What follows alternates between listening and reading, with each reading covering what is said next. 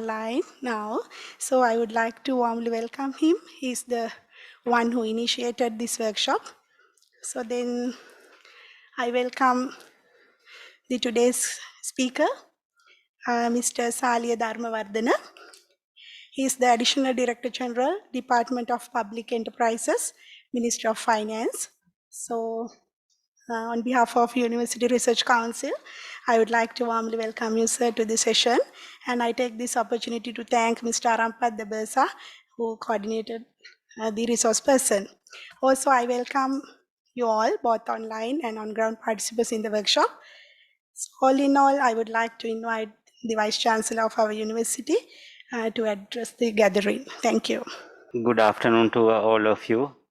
Mr. Hali Dharmavardhana, who is the resource person today, and Dr. Damayanti, and who is representing the URC, and Mr. Arampath, and who was instrumental in coordinating with everybody, and all the academic and senior administrative officers who are joining. And thank you very much, Mr. Dharmavardhan, and he is a council member and he represents the treasury, and we are very lucky and happy to have him as a member of our university council, and he has been contributing, and he joined us very recently, about 3 or 4 months ago, and he has been contributing. And one of the reasons why we promoted him to join the council is to help us in these spheres. So there he is, and it is important to know the procedures and also how to apply them in real life situation, so that the researchers will find it easy or less cumbersome to realize what they want to do. The reasons related to the problems and the delays are multifactorial. Number one is lack of awareness of the procedures. For example, basic guidelines are given in this management guide, which has been distributed among the academic staff some time ago, but I don't know how many of our academic staff have gone through this management guide, and it has a section on fund management related to research. Second thing is, first thing is lack of awareness. Second is the last minute request, which we find difficult to bypass sometime. And third one is and lack of clarity in the applications and the requests made. And the fourth one is, of course, the lack of or paucity of institutional mechanisms which are robust and easy to be adhered to by the researchers. For that also, we are partly responsible. We have finance committee, the council, university research councils, many committees run by all of us. Sometimes we have failed, even though we have identified the problems, to find answers within the existing FR. And within the system, we can do a lot, which I'm afraid we have not used those opportunities. And our committees are there to discuss these things and develop guidelines and get them ratified at the council. And that is what I have told Mr. Samaraheva today. And whatever the outcome of this one and what the researchers wants to do, put that in writing and place before the next finance committee, and then I'll get the council to deliberate. Of course, he will be there as well. There are other delays related to frequency of the meetings that we hold, be it minor procurement committee or the major procurement committee. What I have instructed my staff is that if you need to have even weekly major procurement committee, and please organize them. Nowadays, even the external member can join via Zoom. I think with those few words, I welcome Mr. Dharmavardhana you on behalf of the university academic and the administrative community, and expect a very fruitful discussion and develop some guidelines to ease the burden and to facilitate navigating through the bottlenecks.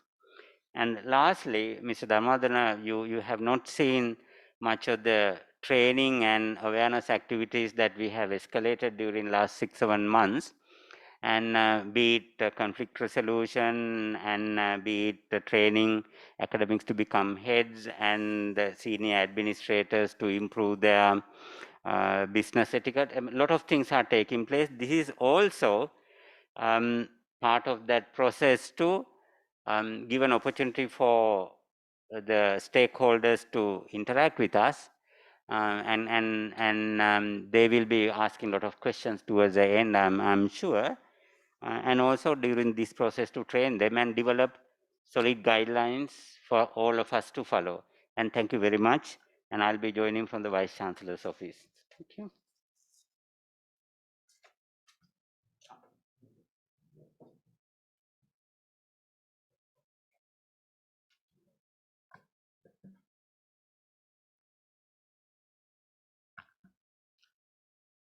Good afternoon, everybody. Vice Chancellor, Professor Lamahivas, and Arampat, and Dr. Damayanti, and all the people who instrumental to develop this kind of, as Vice Chancellor mentioned, this kind of series of the training and awareness programs, a highly required one for the university community. And thank you very much for giving me this opportunity to discuss with you some of the procurement issues that you all are facing at the moment.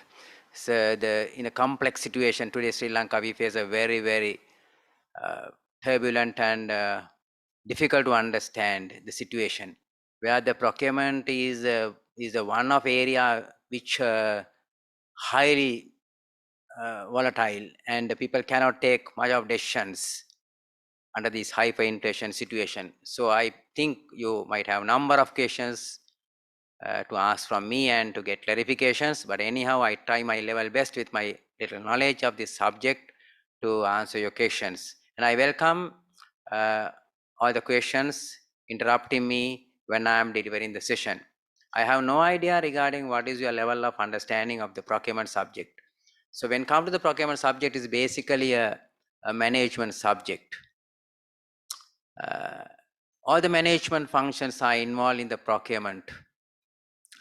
So I have prepared the sum of slides. I will go through the slides. Then you can easily understand the procurement. In the meantime, you can interrupt me and ask me the questions if you have any clarification, or I want to make it much practical session rather than the theoretical inputs. I believe that as the professors and other people, doctors and other lot of people who have the practical knowledge of the procurement and mainly the issues they are facing at the moment, wanted to highlight in this forum. So there is no correct definition of the procurement.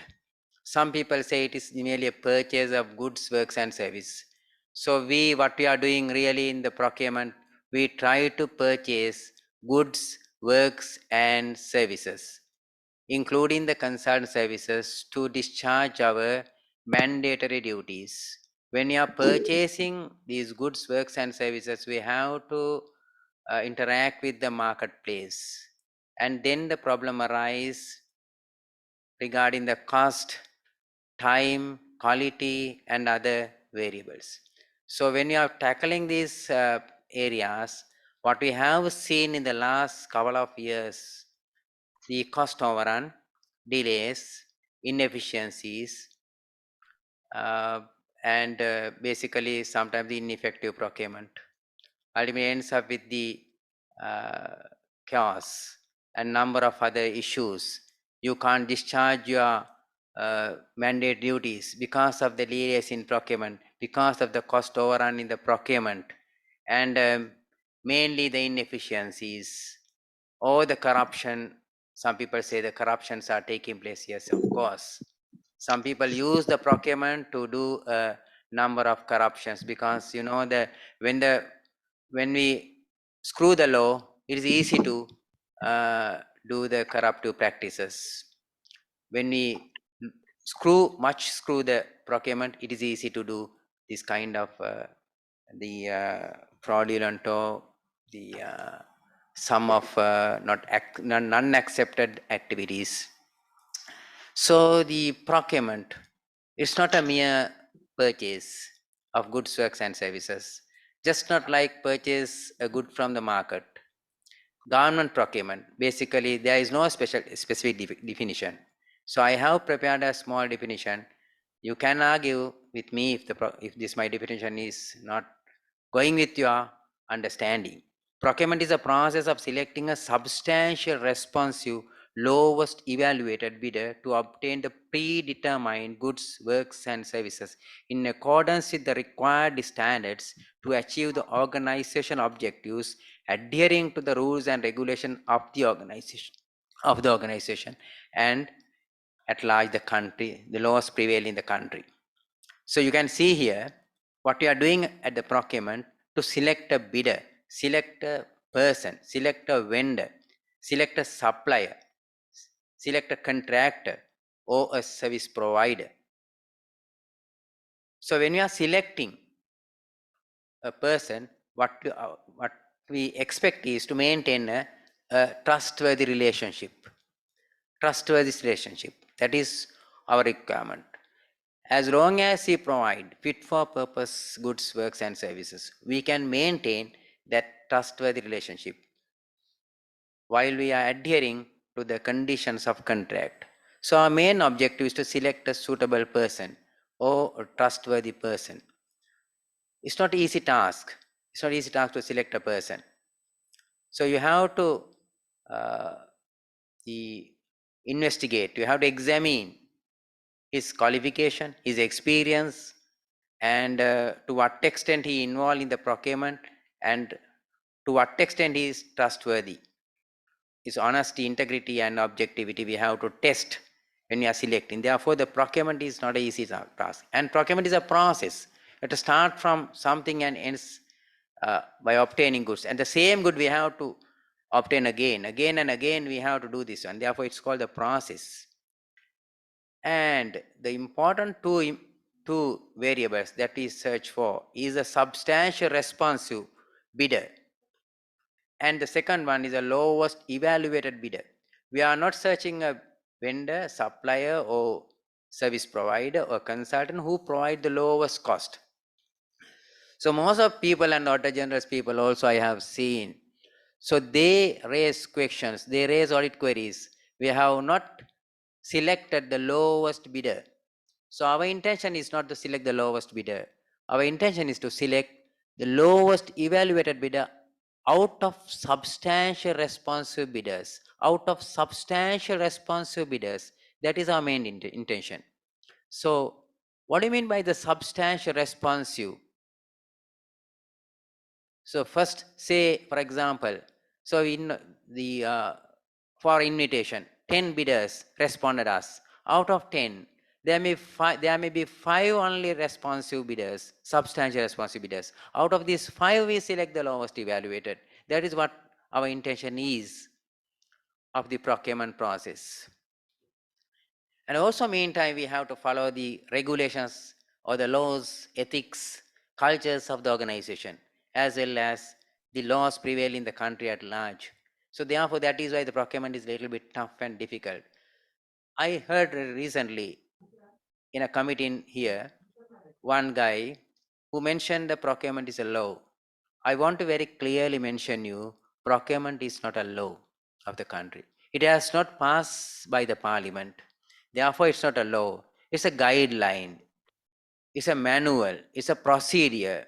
Accepted procedure by the law. Accepted procedure by the law of the country.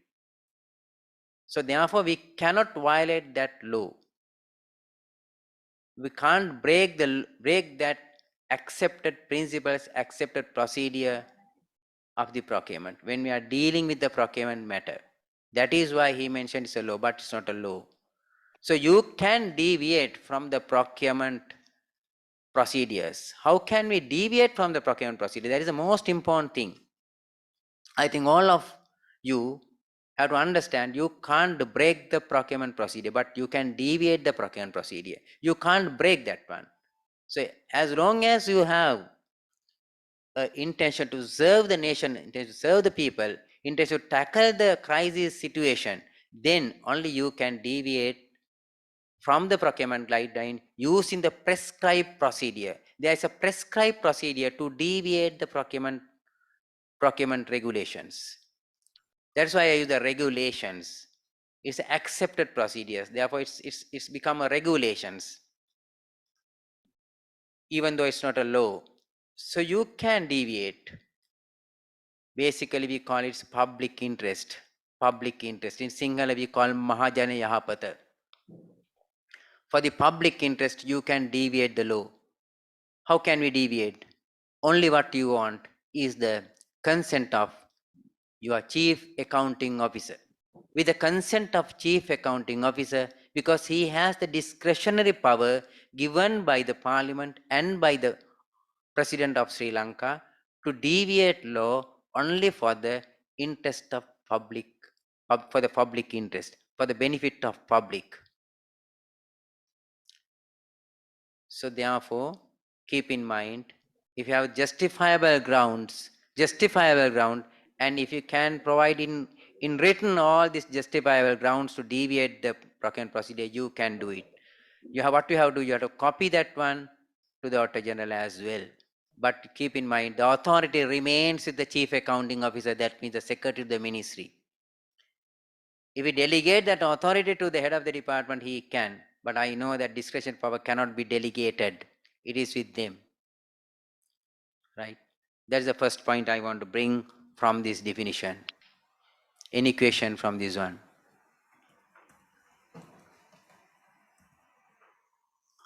So I'm not going through the objectives of procurement. That the maximizing economy, all these things, adhering prescribed standards, providing fair opportunity, experience, compliances, transparency, confidentiality, all these things are coming as objectives of procurement.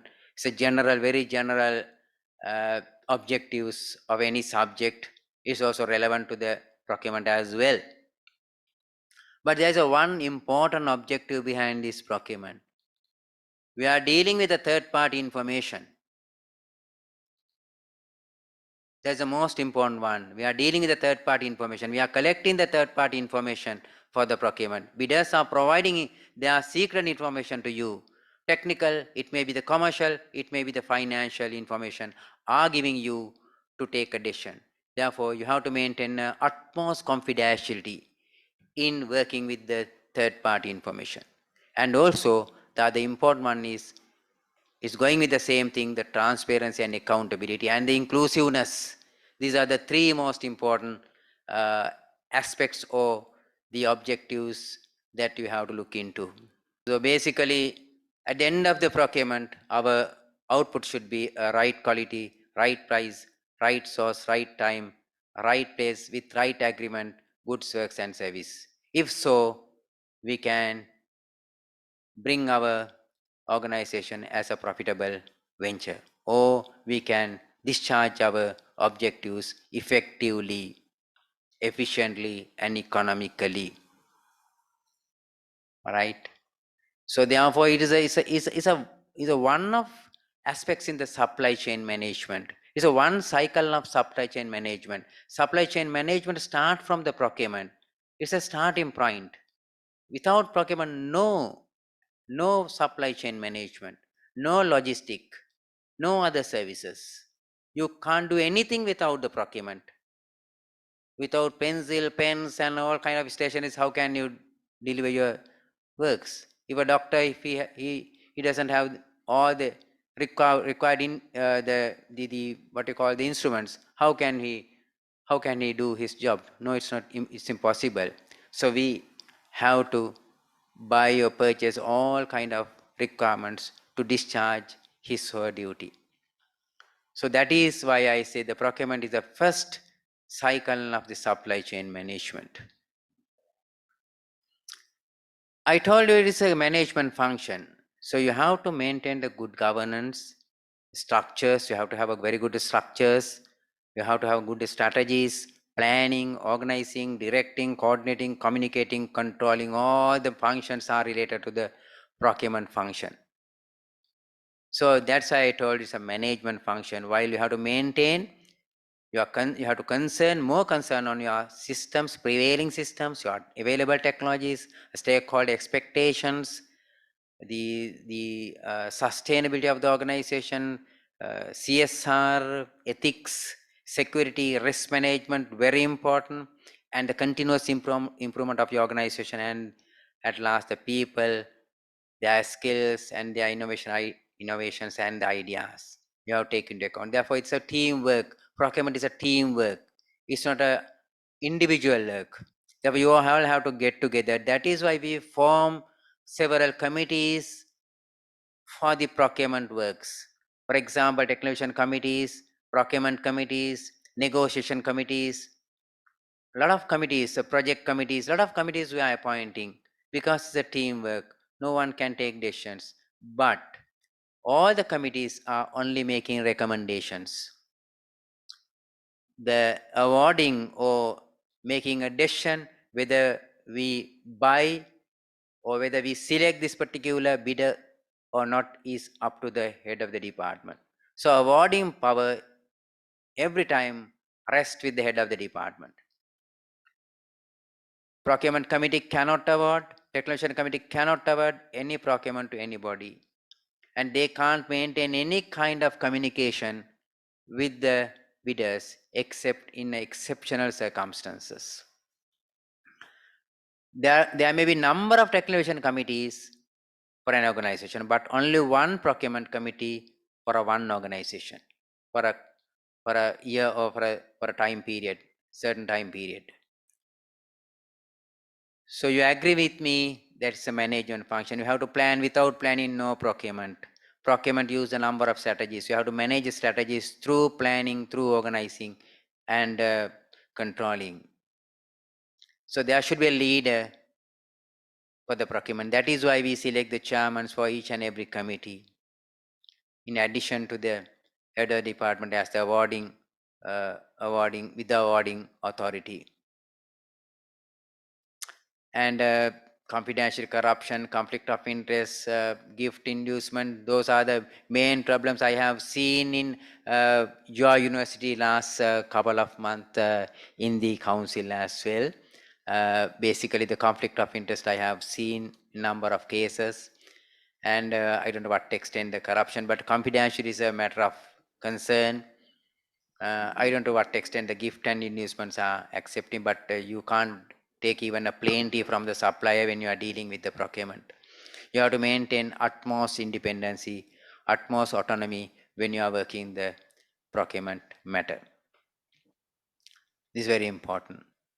And procurement is not just as purchasing. I told you, even leasing, renting out, hire purchase, using government organized purchase goods, works and services, or getting the support of the community participation, this CBOs, the procurement is related, and you have to follow the procurement guideline in all these sources of procurements. This is just a process. I told it's a bidding process. So I will go to the detailed one rather than the simply say the 20-point bidding process that I use basically for the training purpose. And when you come to practical aspects, these are detailed procurement process. So you will have to follow the detailed process Sometimes you might think whether can't deviate this process. Yes, of course, we can deviate certain points. Under the crisis situation, you can deviate from the process. But in a normal circumstances, you have to follow this entire process according to the guideline. So very important, define your business. If you correctly define only, you can understand what are our requirements, what are the goods, what are the work services that require for the organization. It is very contextual. It's change time, depending on your requirements. So therefore, every time you have to define your business, your organization. Your business are changing. Organizations are not changing, but their businesses are changing. That's the most important thing. Sometimes organizations governed by the Articles of Association or the Act or something, but businesses are not governing by the articles itself. Business are governing by a number of other complex environmental factors and requirements. So if the government instruct you to carry out a research of some kind of research, then you might want certain goods which are not previously purchased by the organization. This is little embarrassing. Then the management reluctant to purchase that good, saying that we have no practice of purchasing this kind of good. We have never purchased these goods. I don't know whether it's required to the organization or not. That kind of things are coming. That is why we have to have a justification of our business involvement, right?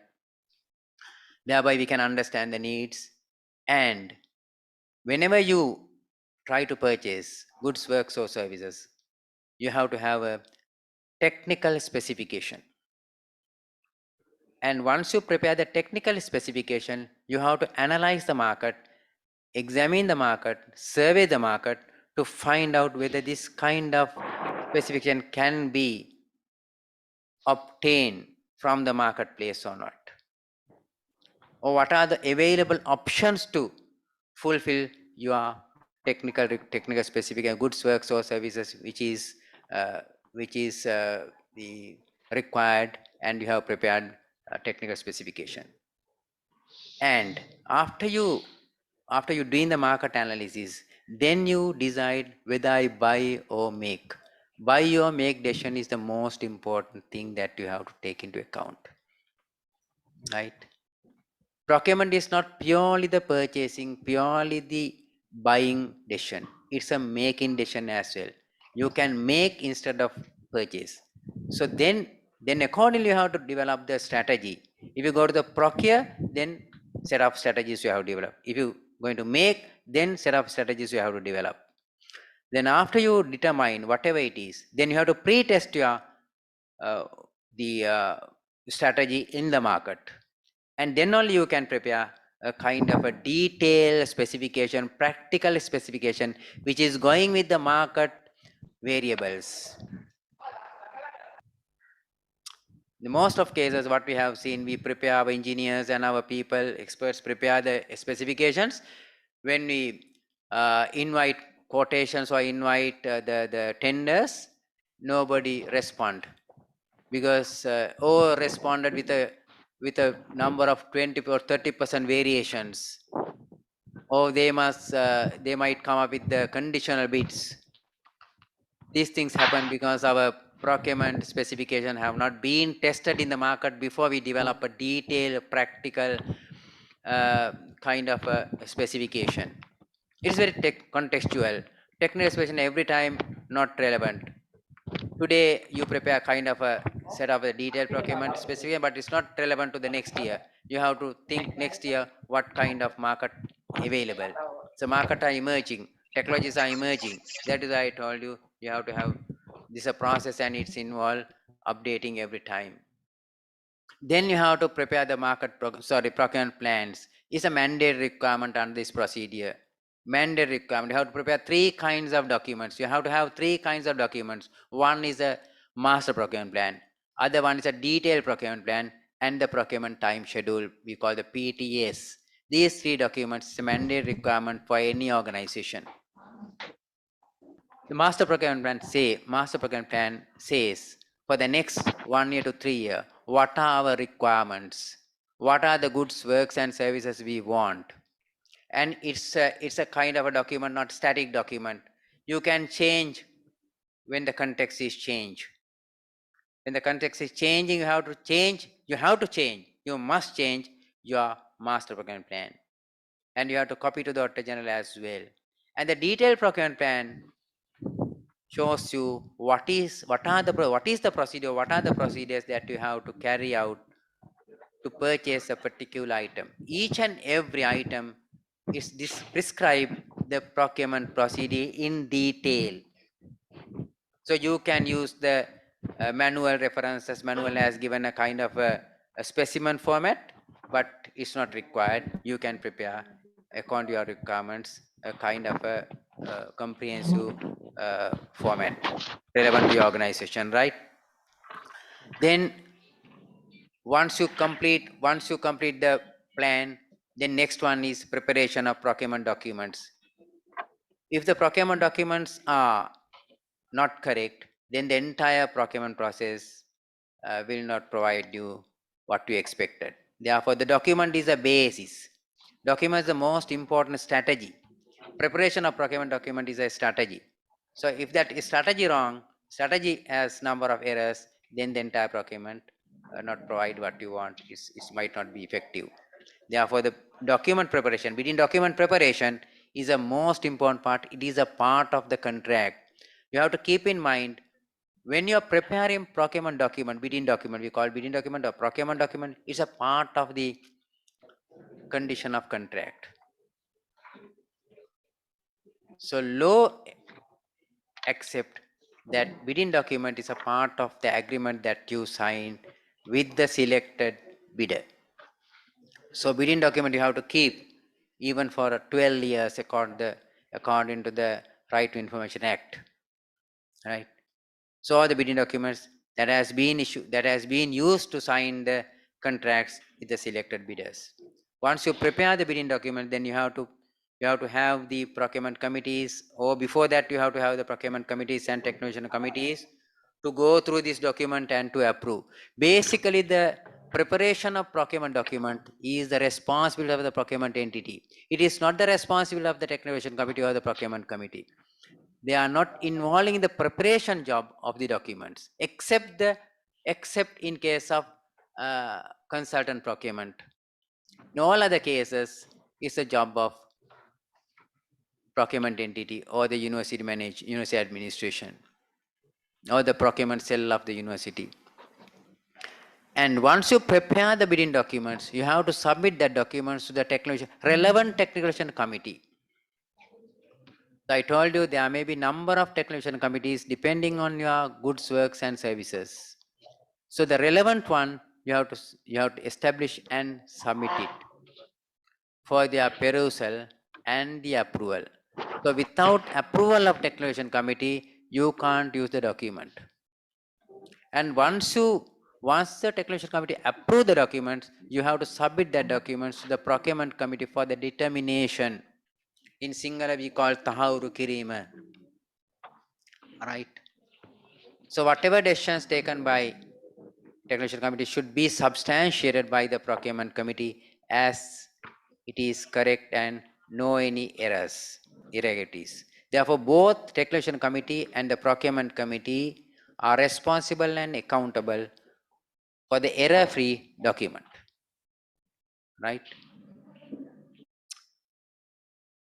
Then sometimes if your project is funded by a bank or an international organization or the country, then you have to have the loan agreement or the grant agreement. Sometimes kind of a legal agreement, or it may be the kind of a agreement that both parties are responsible to implement that conditions in the loan agreement or the grant agreement. Then it may be a one part, the procurement. Therefore, we have to submit our procurement documents or the bidding documents for the consent of the bank or the people who donate money or who provide money or funding for this procurement. And if it is a cabinet appointed procurement committee, this is the most important one. If it is a cabinet appointed procurement committee, then whatever the document you prepare should be submitted for the cabinet to get the approvals. The cabinet approval is required for whatever the documents you prepare before we issue the documents. And whatever the changes you made to the document, subsequent changes we call the addendums, you have to submit note to the cabinet and get their consent, right? Once the documents are all right, all the approvals have been obtained, then only you can uh, put the paper advertisement. That is called the invitation to bids. Just you can send the letters to the selected bidders, or you can put a paper advertisement, or you can use number of means to disseminate your requirement or to advertise your requirement to the prospective bidders. Then account invitation, the prospective bidders will come and collect bidding documents by paying a fee. The fee cannot be more than the amount uh, the indicated by the supplementary circulars issued by the Department of Public Finance. So when come to the public finance, somebody asked me the question today morning. Uh, Before I forget that question, I want to bring your attention to question. Nowadays, there's a big price changes. Today price is not prevail for the tomorrow. Tomorrow is another price, and day after tomorrow another price. How can we deal with this situation? So we can't call the quotations. We can't adhere to the 5-day, 7-day principle. So bidding period, the given bidding period cannot be used under this hyperinflation situation. What can we do?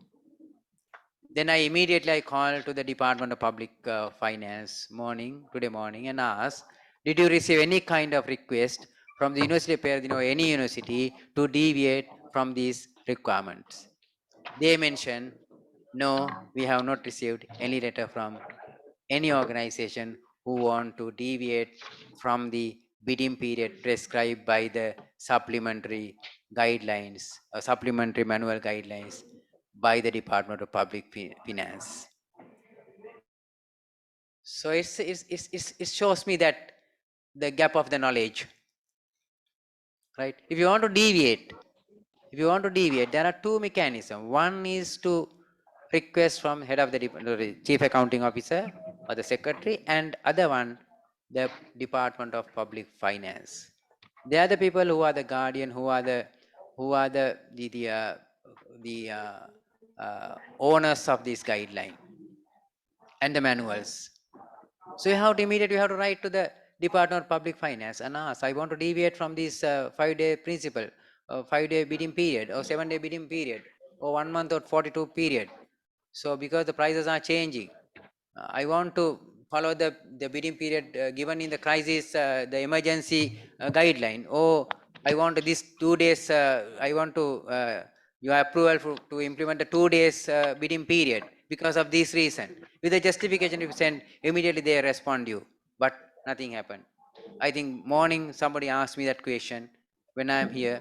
When I'm coming here, somebody asked me that question. Yeah. Yes. Basically, the vice chancellor or the registrar, they have the authority to write letters to the treasury, and you can directly communicate with the Director General of the Department of Public Finance in this regard. You have no need to write to the secretary to the Ministry, Finance Ministry. Directly, you can discuss your procurement matters with the Director General of Public Finance. He is the custodian and the owner of this guideline. He has the authority to issue the guidelines and the manuals. Yeah. In the procurement guidelines, in the 2.141, it says that the procurement committee has some power to deviate the procurement guideline, and is it still need to get the approval from the chief accounting officer? Yeah. Procurement committee can deviate basically not these things. So that is related to the documents, bidding documents, the change the bidding documents, or to related certain kind of things. But this related to the guideline, entire guideline, say the bidding period. So bidding period is a guideline, it's a manual reference. You cannot deviate that one without the consent of this one. Basically, your procedure you can suppose your procedure that you applied procedure for the procurement. That you can, that the procurement committee can decide to deviate or to make a certain changes. Not the basically not accepted that one, right? Any question regarding this one? Mr. Dhanwardana, I'm Janaka Ekanakia. Yeah. Joining our Zoom. Now, one of the issues we have as researchers, it's not like reducing the bidding period because most of the research equipment come from foreign countries. So the bidders usually give, like quotation, and by the time we process the quotation, the dollar price has deviated too much, we will end up of getting nothing. So now one of the things I found is our, the template used by the university for calling for quotation specifically says that quotation should be in Sri Lankan rupees. Now, what is the kind of can the committee or the procurement committee or somebody deviate from that and ask for quotation in US dollars? Yeah. Yeah, there is no restriction to quote any accepted foreign currency. You can call quotation with dollars or any other international currency.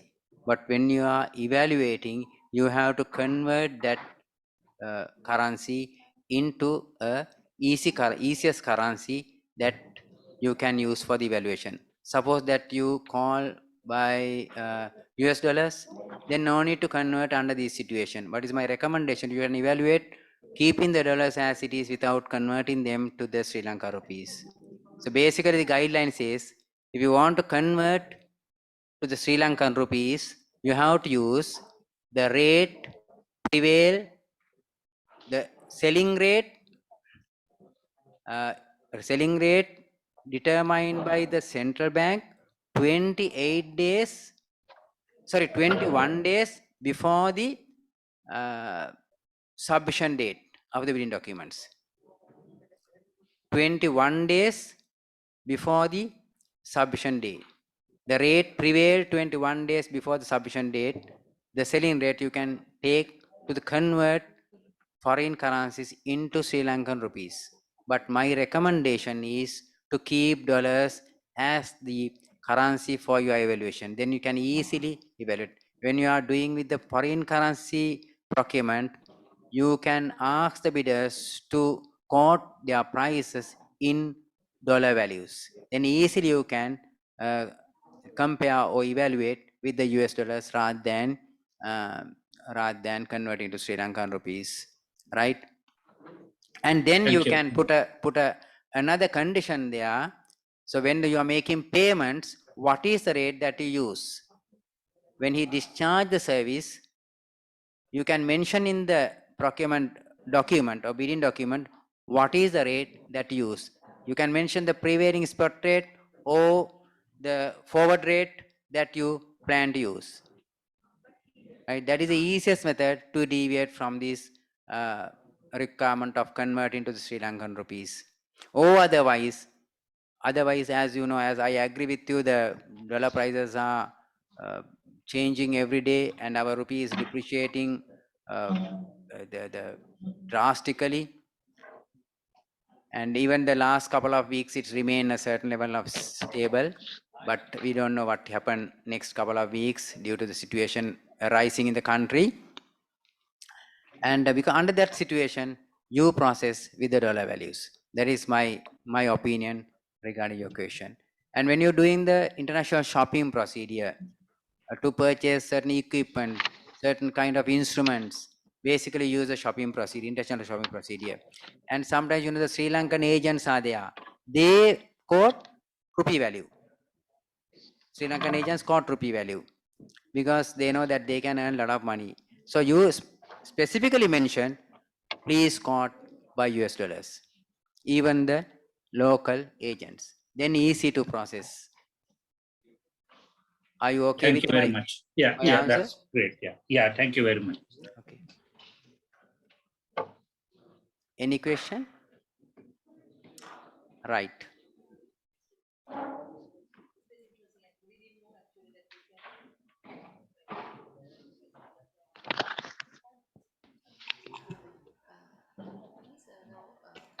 Can we go without any local, I mean, the suppliers, say if you want to get a certain equipment from, let's say, USA or something, do we have to go through these local suppliers? Because I mean, usually they quote very high prices, as you mentioned. So sometimes it may be as high as 3 times the real price, which is really absurd. Sometimes, I mean, you don't have funds for such. So, do you have to go through these local suppliers? Yeah, you can't restrict the fair competition. You can't restrict the fair competition. So you can ask the foreign and local bidders both to quote. And when you are selecting, because you ask them to quote in US dollars, when you are selecting, you can decide what is the best price given by the so-called bidder. Usually, you know that local bidders are putting a high price, whereas the foreign bidders are putting the low bids. But there is no need to provide the margin of preference in the international shopping. You need not to apply domestic preferences or margin of preference in case of international shopping, right? So margin of preference means that we are giving certain kind of preferences to the local or the domestic bidders than the foreign bidders to enhance their capacity and to promote the competitiveness among the local vendors, local suppliers. You need not to follow that guideline in cause of international shopping procedure when you are adopting. There is no such method to prescribe the guideline, but I recommend this is the best method, Procurement method, to go with the instruments and kind of the things that you want to directly buy from the foreign currencies, as they are not manufactured in Sri Lanka, right? Hello, can I ask a question, please? Yeah, possible, yeah, anytime. This when you order from foreign, internationally, you have to pay. I mean, in local supplies, you pay it after receiving the goods, but there in advance you have to pay sometimes using the credit cards. I cannot follow your question. Can you repeat back the question? We have to pay before delivering the thing. That means advance. In advance, when Mobilization you advance. purchase from foreign agencies. Yeah. Whereas for local agencies, we pay after the delivery. So how can we deal with that? Yeah. That's a very good question. Very good question. So when you are planning to give the kind of the mobilization advance, you can't make any mobilization advance without the bank guarantee. So you have to take the accepted commercial bank guarantee. If the guarantee are obtaining from the foreign bank, there should be a corresponding bank in Sri Lanka. And you have to obtain the foreign bank guarantee under the signature, under the endorsement of the local corresponding bank.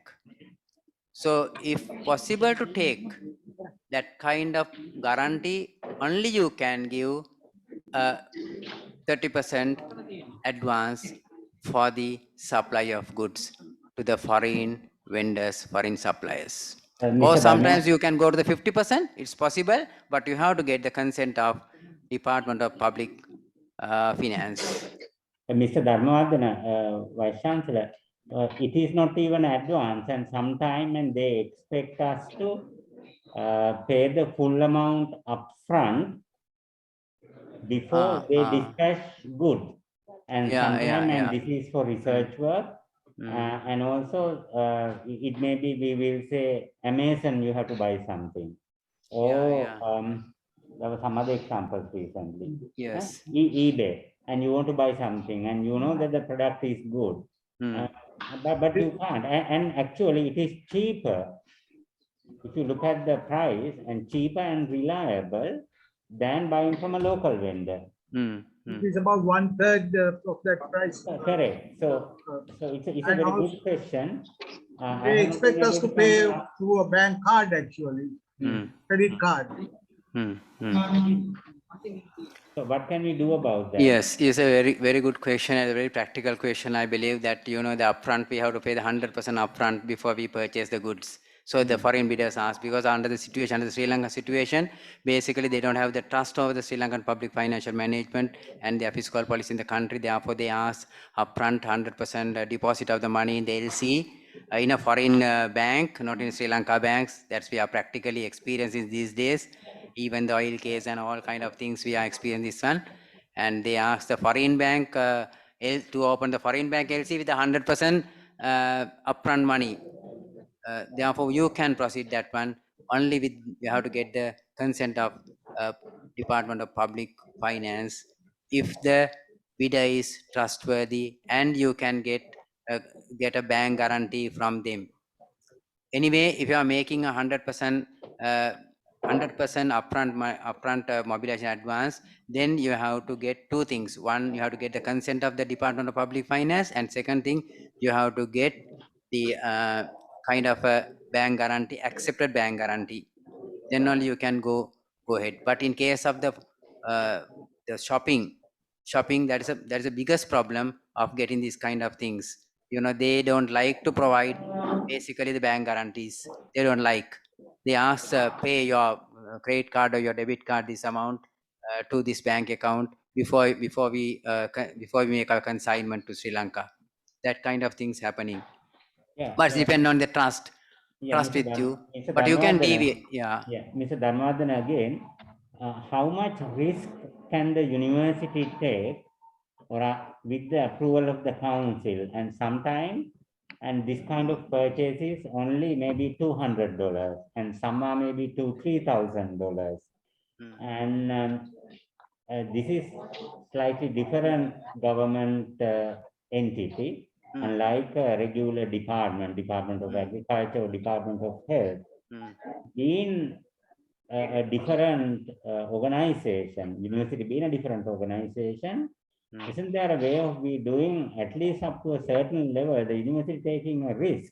And because then over a period of time and you take the risk and you see the advantage and the benefit to the university get from that. Yes. Basically, that governed by the supplementary circular number 35 or 36, if I correctly remembered.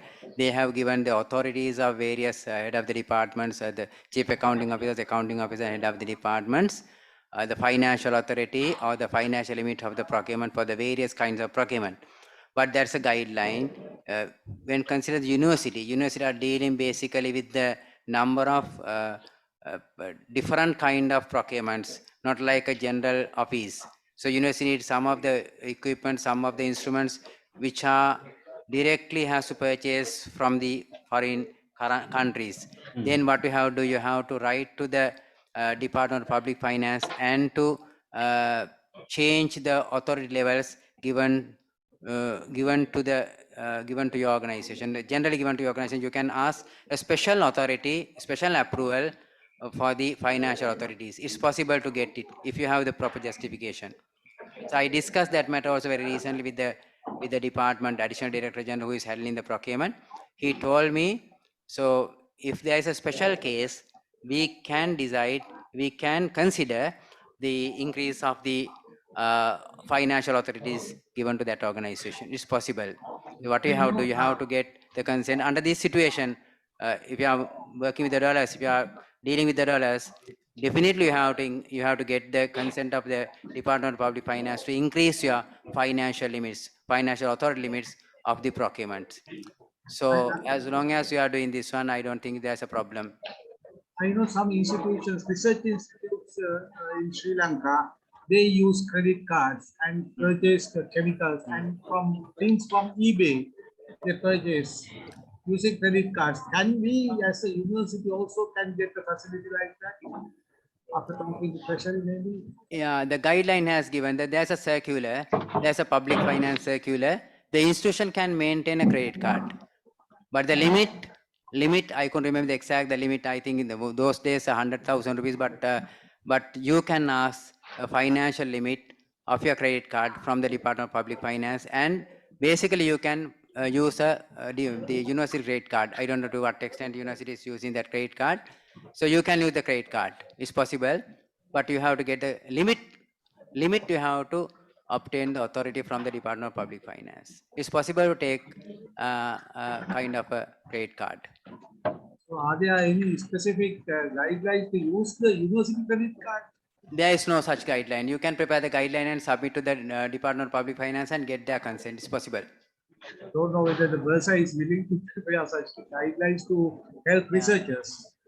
Yeah, it's possible to prepare the university guidelines and get the consent of the, but before you send it, you have to send it to the UGC, and through UGC you have to send it to the, because as it is guideline, so university guidelines are general guidelines.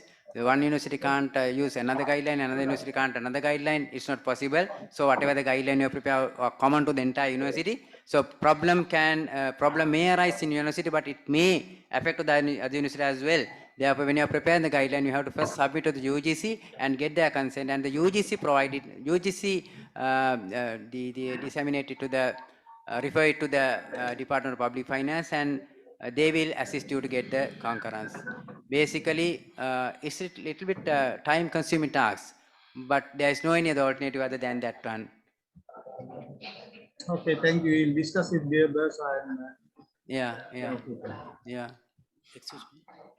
Excuse me. Yeah. So, to open the LC, to do the LC payment for some foreign suppliers, do we still need to get the approval, get the bank guarantee from the foreign supplier?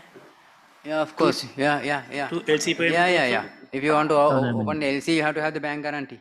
Otherwise, you can't open the LC directly. It's not possible. It's not allowed because it's very risky now. You LC can. is not that, as you know, that LC is not risky. So you If it's can a right you answer, can open the LC. LC itself is a kind of a guarantee. LC itself a guarantee, kind of a guarantee. You can go to the LC with the accepted bank, but limit. The limit is a thing. Whether you pay the 100% LC or 50% LC, depending on the government decision. most of the time the foreign suppliers asking us to pay before delivering the Yes, goods. yeah. Under the That's why we are using the LC. You can open the LC, but you have to get the consent regarding the authority is a problem. Financial limit is a problem. You have to get the consent of the Department of Public Finance. To open the LC also. Not open the LC, the limit, financial limit. You can open the LC. Without opening LC, you can't purchase anything. No, it's not possible. But whenever you are doing, you have to open the LC. Yeah. Another one question, and put the FR the 371. I think it was amended a few years back, and it says that up to 100,000 we can pay through the credit cards. Yeah, of course. Yeah, that's. I think that has increased recently. I couldn't remember the exact amount now. There's a special circular issued by the Public Finance, and if you want to increase that one for the university system, yes, it's possible. It's possible. To increase up to more than 100,000. Yeah, more than 1 million, 2 million, depending on your requirement. If you have the justification, definitely the treasury will give it. As long as your justification is accepted. Below 100,000, that we don't need to get any. No need. No need to get 100,000 rupees. No need. You can pay it through your credit cards. But you can't buy anything at the 100,000 at the moment. Nowadays. The prices are going up. That's actually issued in the Sri Lanka rupees. I think it should be issued in US dollars or some other international currency. Yeah, so that another new trend, is there anything from the treasury side that they're going to increase this? So sorry? From the treasury, are they going to increase this limit? Or do if somebody, that's what today morning additional director general told me, nobody asked that question. Nobody sent us a letter. Nobody making such kind of request.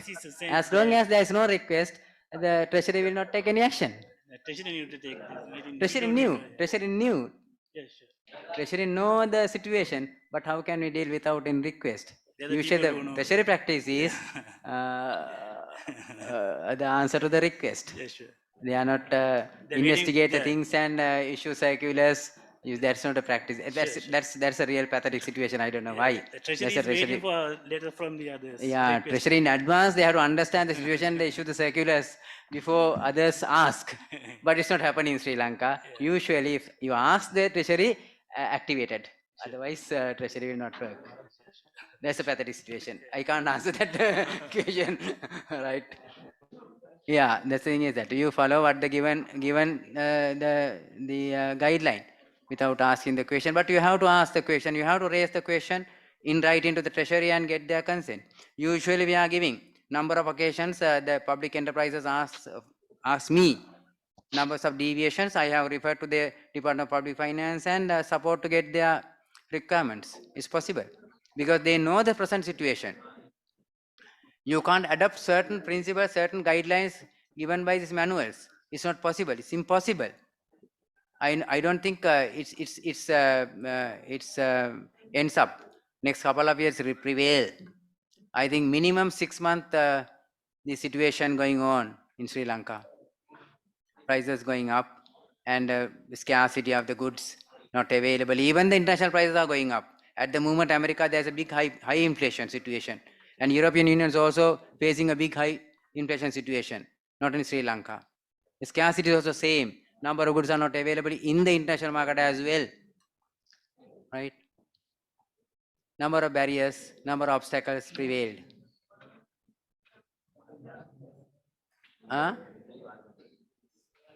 Yeah, under the situation, current situation, opening LC is so difficult in Sri Lanka without any foreign bank. Basically, the people are going to HSBC. HSBC provide a kind of a facility, kind of a support to Sri Lanka at the moment. HSBC is the only bank I think, or sometimes yesterday I tried to pay a sum of money to my son visa fee, but I couldn't pay it through my credit card. Not allowed. Only 75,000 rupees they allowed. Even previously I paid more than 5 lakhs I paid, but now my credit card is not accepted more than 75% per day. Even if you go to the bank of commercial bank, they limit to the 200,000 per week. You can't pay more than 200,000 per week in foreign currency. There are a number of limitations because the government imposed these limitations to curtail the demand of the country, demand of the goods in the country. They want to restrict the circulation of money among the people, and thereby they try to manage the domestic market prices. Right. Then basically issue bidding documents. When we issue bidding documents, there's a most important area. You can't issue bidding documents free of charge in certain circumstances, but you can issue bidding documents in case of the shopping or international shopping. You need not to charge anything, but in all other cases you have to charge a cost of the preparation of bidding documents. And once you prepare the bidding documents, there is a one important thing. People are coming to purchase the bidding documents. They ask number of questions. Sometimes you are not responding to their questions. You must respond to the bidders who are coming to purchase goods, and you have to clear their queries because they are coming to purchase the documents. So therefore, you have to allow them to look into the documents in your file. But you should not issue any copy of the document. You should allow them to read the document before they purchase. And also, once he purchase documents, he has the freedom to ask any question from you regarding the document. Right? When somebody asks a question regarding the bidding document or regarding your procurement, then you have to answer not only that particular person who asked the question. You have to disseminate the answer to all the bidders, all the people who have purchased the bidding documents. The answer should go to all the people who have purchased document without revealing the name who raised the question. That is very important, right? And also, you have to call a pre-bid meeting. In all cases, if possible, you have to call the pre-bid meeting to clear their queries, their concerns immediately. And whatever the meeting you call, the minutes should be maintained and circulate all the minutes among the bidders who have participated as well as who have not participated and who purchased the bidding document. That's very important thing. And when they ask the bidding documents, you can't ask any question regarding their qualification. Even a beggar, even a minor age person, anybody, even the criminal, anybody who comes, you have to allow to purchase bidding documents.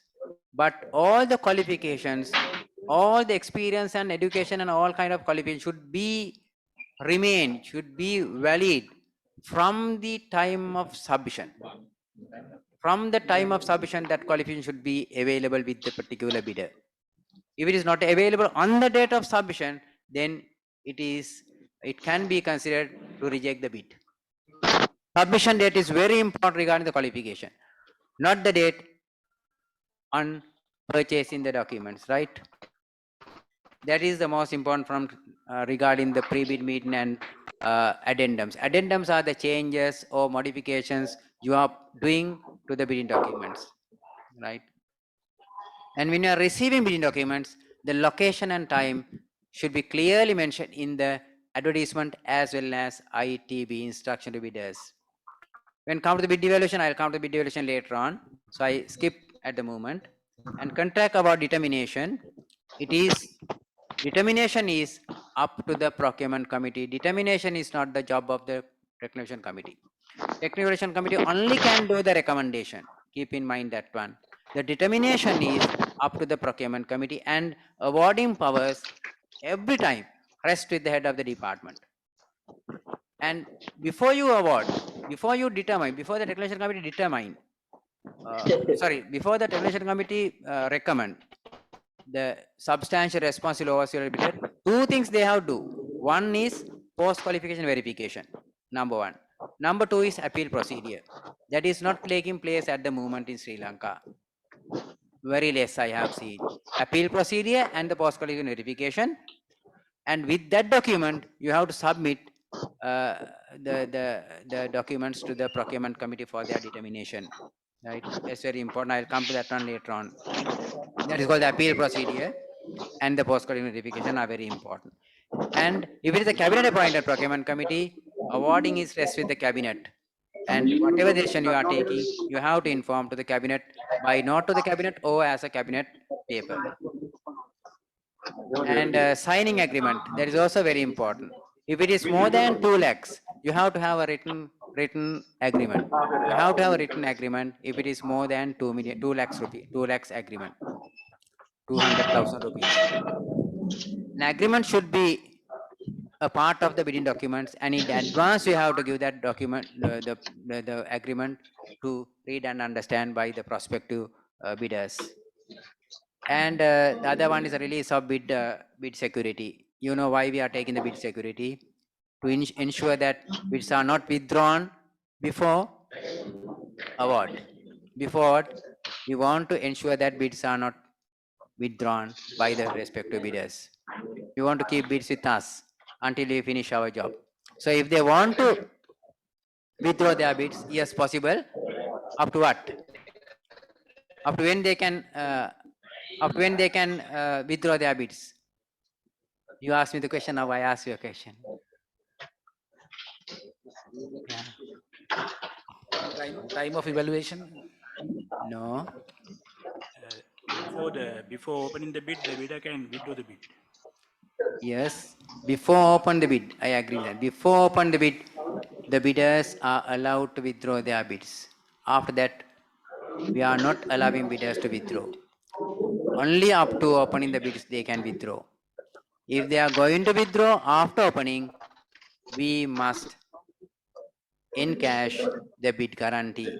That is why in case of bid guarantee, it is a volume 1 document of the ITB, volume 1 document. You can't change the given specification in the manual.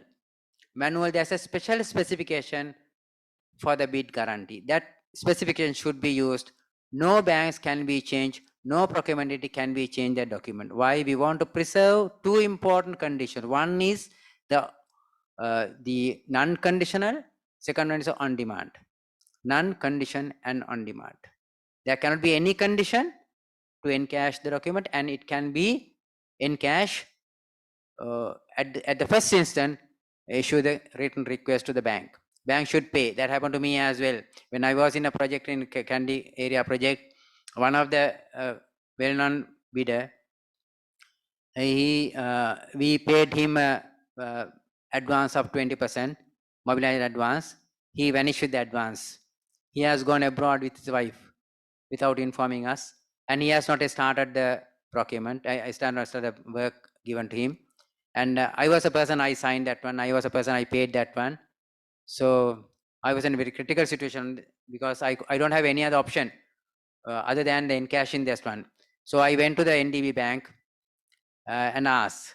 They refused at instance to pay the amount. Then I argue with them and I show them, so on demand and unconditional, please pay me. Then they pay me. So that is why I ask you to use every time the specimen given in case of guarantees. There are 4 guarantees basically. What are the guarantees? Bid guarantee, performance guarantee, advance guarantee, mobilization advance guarantee, and the retention guarantees. In all 4 cases, you have to have the you have to use the format given in the manual, right? And contract performance and improvement I am not covering today because the contract is a huge subject. I don't think it's time prevail me to discuss. And warehouse logistics and receipts are a part of the supply chain management. That's also I am not covering. And the supply relationship management, asset management also I am not covering, but they are the detailed processes of the procurement. So it's end up with the purchasing assets. So asset maintenance is very important. But one thing I want to emphasize, that is the whole life cost or the life cycle cost. When you are determining the estimate cost, you have taken into account not the purchasing price only, you have taken into account the maintenance price, the repair price, the operation price, operation cost, and all the costs that might involve in the lifetime of the good work or service. You have taken into account all the costs associated with the good until it discard, all the cost. And accordingly you have to prepare the estimate, and accordingly you have to maintain your documents as well, including the asset management. So this is a process in detail. I believe you can read. I can share the, I can give this slideshow, but just I prepare this slideshow only for this session. If anybody wants the detailed procurement slides, I have no any reservation. I can give entire detail. All my presentations, I teach in Colombo University and the PIM. I can disseminate without any issue. I can disseminate because we are teaching. We want what we want at the end of the day. Correct procurement, quality procurement doing in the country. And what are the bidding documents? I will go to some other slide because time is going ahead. So I will go to the another important slide where I discuss the bidding documents, and please give me a couple of minutes until I go to that slide. Then I can discuss a little bit more on this slide. Yeah, this is a slide. So you can see the first row, works, goods and services. These are the main item that we are purchasing. All the things we can categorize into goods, works and services, including the consultant services as well, right? And the second row, what is the second row? Can anybody guess the second row? Measure and pay, lump sum, design and build, supply, install, blah, blah, blah. Can anybody guess the second row? Any procurement guy who is handling the procurement knows this one. Yeah.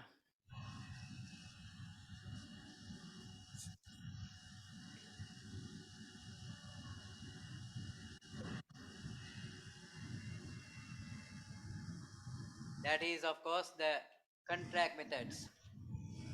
Those are contract methods. Measure and pay, lump sum, design and build are the contract method used under the works contract. Goods, supply, purchase from factory, delivery, purchase, delivery, goes on.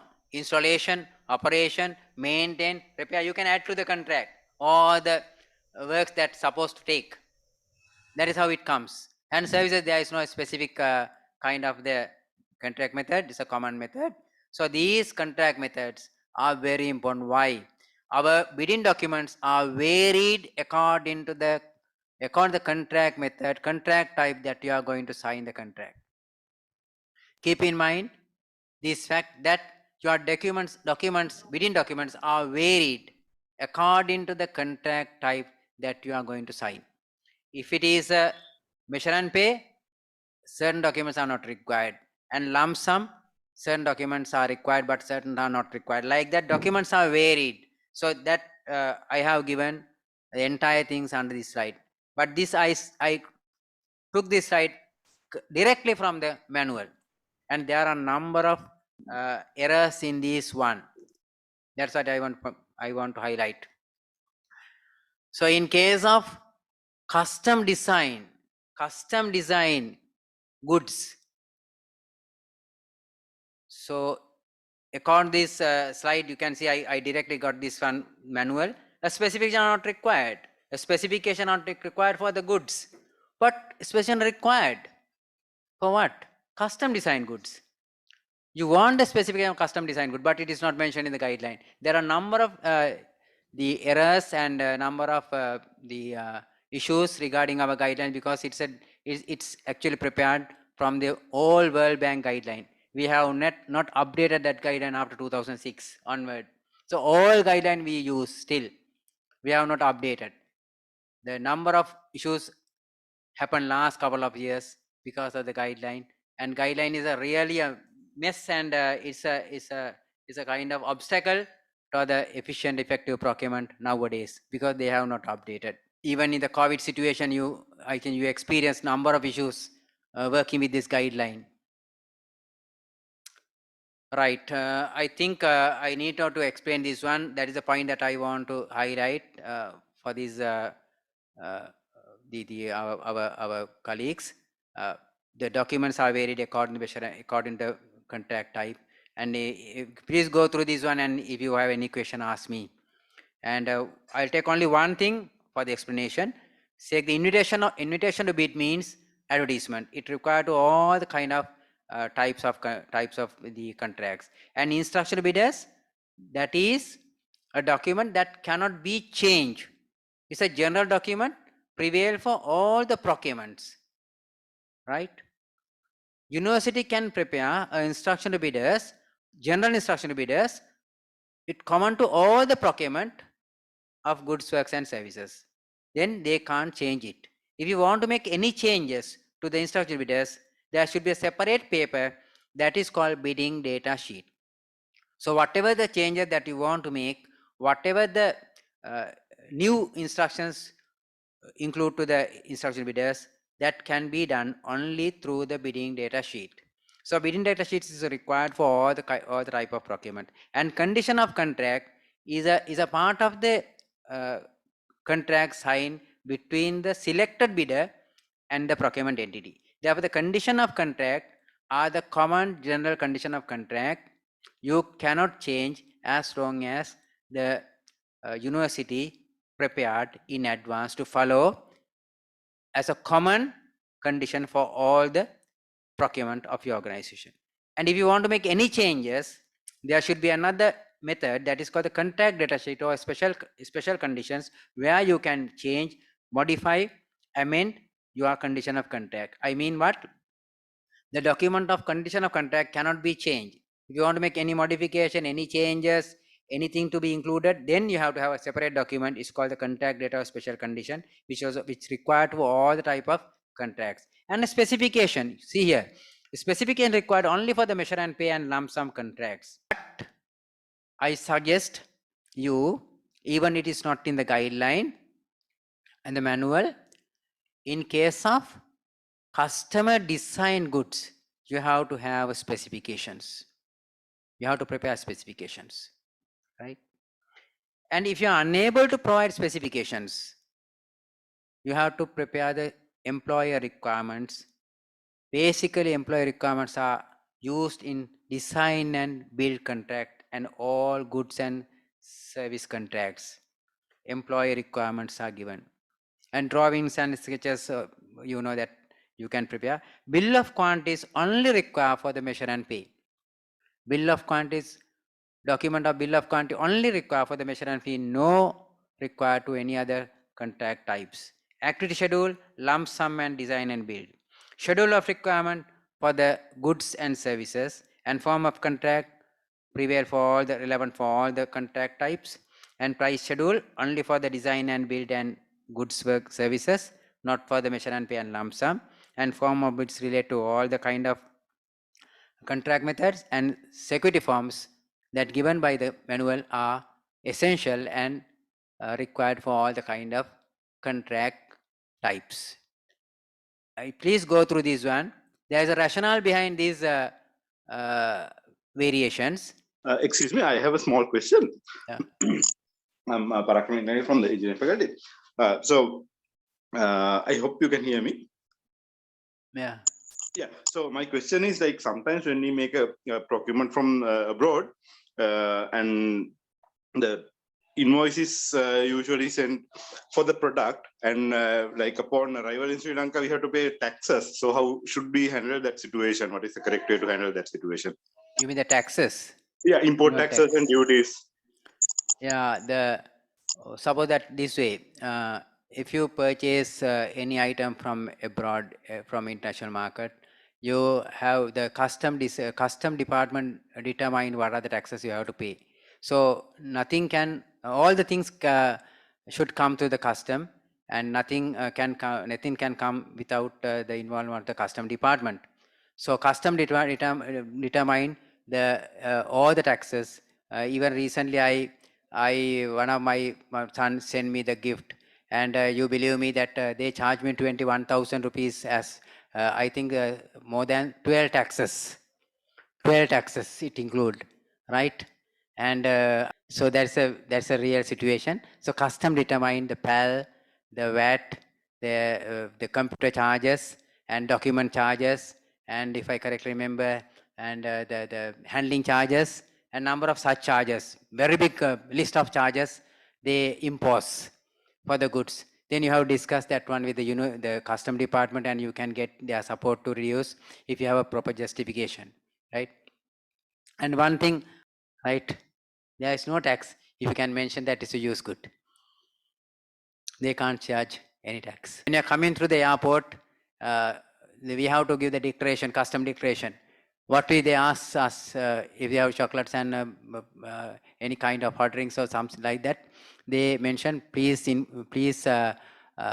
mention as a used goods. Used goods. Then they never charge.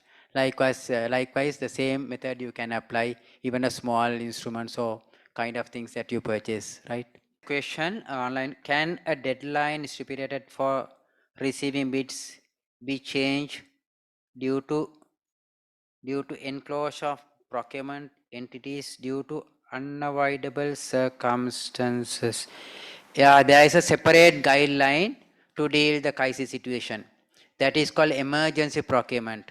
So emergency procurement, I don't think I have time to discuss. A very comprehensive topic to discuss emergency procurement. I need more than 3 hours to discuss the emergency procurement because there is no guideline in Sri Lanka, but I use usually the World Bank guideline and ADB guideline to discuss the emergency procurement, because you know that there are certain goods which are essential, certain goods are not essential, certain goods are predictable, certain goods are unpredictable, right? There are a lot of variations in that one. So it's very difficult to teach this kind of session, and pardon me for that one. But there is a separate guideline, a small guideline issued by Sri Lanka in 2006 for the emergency procurement, where you can adopt the direct purchasing if you can substantiate with a good justification, and the rate contract or time frame agreement to purchase and to change deadline or the bidding period and certain kind of restrictions imposed in general guidelines. Hello, may I ask a question? I'm Yeah. Ruanta Kulatunga from the Faculty of Arts. Yeah. Yes. Yes, I have a question regarding the procurement of software from foreign suppliers for the use of the university. What is the procedure that we should follow in that regard? Yeah, that's also I have. Yesterday I discussed that matter with one of my colleague, not having the enough apps in Sri Lanka, because I tried yesterday to enroll the QR code to my vehicle, but it was impossible to me. Then I asked one of the eminent person in Sri Lanka but he also unable to support me. He tried, I think, more than 2 hours to give me support, but he couldn't do it. There's a problem in the software. And if you want to purchase software, then most of software, you know that they fail. 10% of softwares are successful, 90% softwares are not successful in Sri Lanka. Basically, there's a usual situation in Sri Lanka. Therefore, if you want to buy a software from a vendor, number one, software vendor should be registered in the in your university as a supplier, and should be a credibility and acceptability and suitability need to be pre-assessed. In advance, you have to assess, and you can register those people, and you can go the shopping procedure. No need to go, because there were very few developers in Sri Lanka, not much. Therefore, you can adopt shopping procedure to purchase uh, the software vendors, but very few trustworthy developers in Sri Lanka, very few. And for that, if you can get the ICTAD support, it's good. ICTA, ICTAD, ICTA, yeah. Agency Okay, of thank Computer. you. I have this unique case where it's a reputed company from India that I'm hoping to purchase some language software for the Faculty of Arts. So the biggest issue has been the payment process. And obviously, this supplier will not be a registered supplier of the university. So I should proceed in terms of getting approval for the supplier first and then look into it. Is that the suggestion? Yeah, first of all, it is called the international shopping. You have used the international shopping. In case of international shopping, you know, you have not, I don't think the University of Peradeniya has the registered the international suppliers in That's university. right. I don't know. Is that the case? Can I do this under direct purchase because it's one supplier, a unique supplier for this particular software? Is there only one supplier you mentioned? Yes. There is no any other supplier? No, not for this particular type that we're looking for. Of course, there are other suppliers that provide language software and their amounts are exorbitant. The amount is not a matter. If there are a number of suppliers, you have to give them opportunity to maintain a fair play to everybody, and all the bidders should allow to submit their bids. The decision is up to you. You can decide based on the quality and the quality and other parameters, other the factors you can take into account. But basically, you have to allow all the bidders to submit their bids. Therefore, if there are a large number of bidders, then recommended method is the national competitive bidding (NCB) or the international shopping, where you can put a paper advertisement and get the support. And when you are advertising, what is important is you have to advertise in Sri Lanka newspaper, widely circulated Sri Lanka newspaper in English language, and the same time you can inform, you can advertise in foreign newspapers or foreign the websites. Usually there are international websites, they procurement websites, you can advertise in these websites. And also there is another method. You can send your advertisement to the Indian High Commission, because in Indian High Commission there is a guy, Sri Lanka guy, who is handling the procurement on behalf of government of Sri Lanka. So it is called the Director Commerce. They are attached into the Department of Commerce, coming under the Department Ministry of Commerce. So there is a separate department, and that department recruited these people and trained, and they are working. I think the 42 embassies now.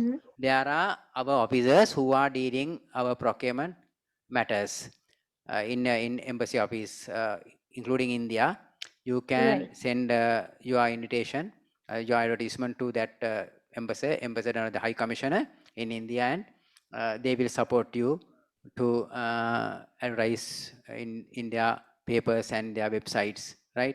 Recently, I have done that one in the T-board as well.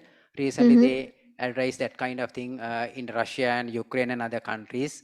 Actually, they asked me and I supported them, and they prepared that advertisement, sent to their Ukraine embassy and the Chinese, the Russian embassy, and they supported us to advertise in their websites.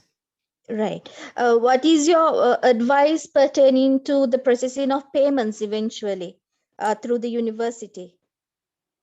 Yes, it is depending on the agreement signed between you and the supplier. And when you are making the payment, so I mean your question is what is the procedure regarding the payment? No? In case of Yes, payment, you because have to have the LC. yeah, Yeah, you have to have the LC. You have to open the LC, or right. otherwise, if not LC, you have to use your credit card or your debit card, whatever it is, and make the payment. Agreed amount, and then you can reimburse in Sri Lanka rupees. You can make the payment in Indian rupees, and you can reimburse it from from the university, or university can use their credit card and make the payment. It's possible. Right. Both are possible, but if you pay by your own money, it's very much risky. I Okay. recommend to make payment through the university.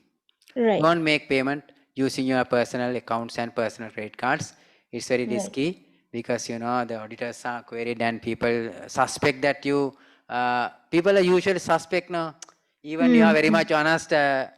How can we deviate from this kind of situation? We cannot manage these situations.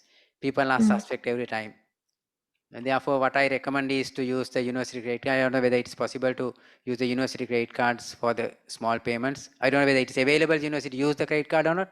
I don't know. I that. don't think Are they- it's available, but I can explore options. Yeah, it's possible to take the credit card. I think university must have the credit card. Even I was in Sri Lanka Institute of Development Administration. I use the credit, the institution credit card to make the Right. purchase, and they have given credit card for each and every consultant, and we make the payment of international currencies. Right, Right. possible, and I don't think it's impossible. It's possible, and you discuss with the your management.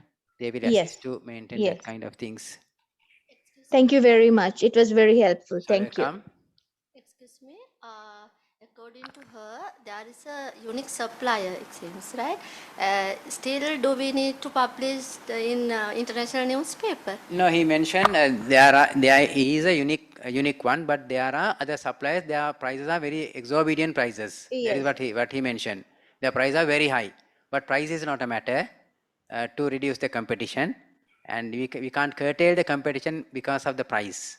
Price is one factor that is up to us to determine, right?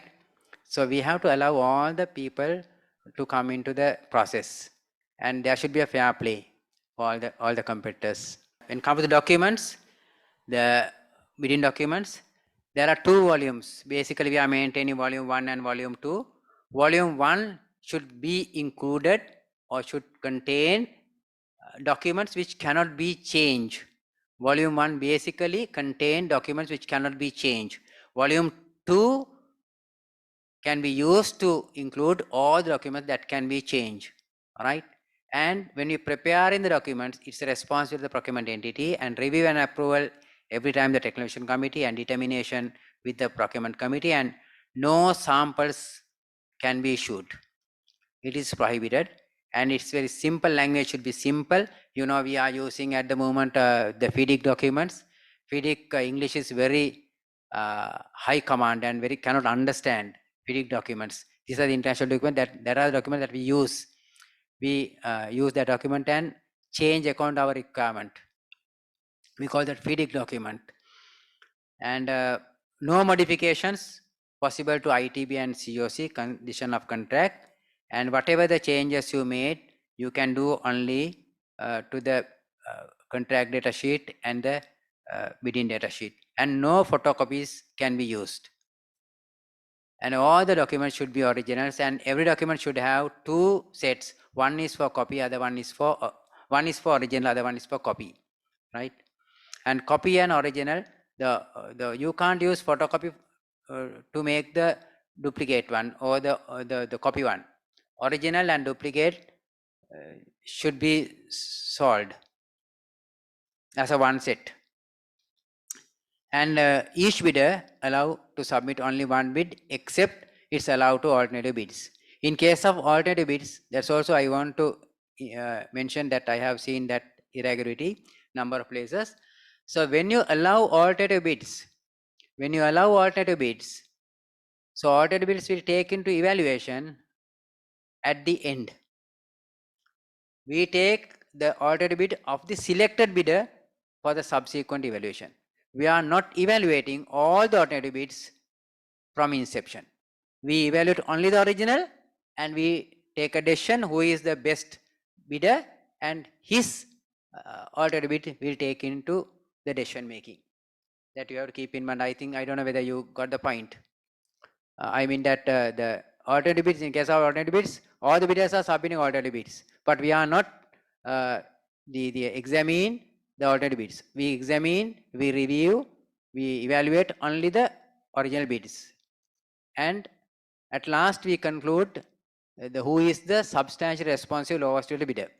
And when we determine this one, we take his alternative bid to compare his original bid price and the alternative bid price to make a decision. If the alternative bid price is less, then we go back and again we start evaluation of his particular bid, not all the bids. There I have seen a number of occasions that options, alternative bids, there's a big issue regarding the options and alternative bids. Some people say, some people allow the options. Some bidders are submitting bids with options, number of options. There's a problem whether they are alternative bids or not. This is a problem. Still it's debating. There is no hard and fast rule. If you want to buy a fridge, say refrigerator, the bidder provide number of options, number of variations of the same kind of fridge, refrigerator. There are number of models. So this model, this price, that model, these are options. As long as we are not specifically mention the kind of model that we want, they submit all kind of the options available with them. Then it's very difficult to evaluate.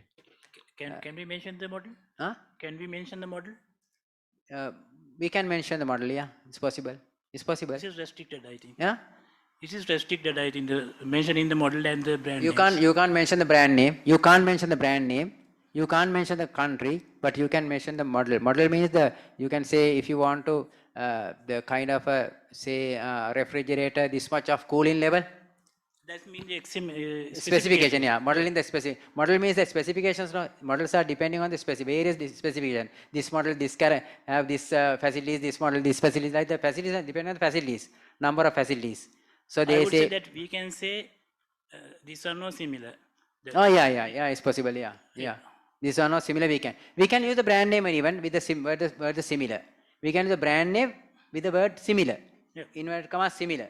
The brand name, and I don't think it's a good thing, but guideline allow that one. Guideline, but I don't think it's a good one. But you have to prepare. If it is a customer design one, you have to prepare the specification according to your requirement.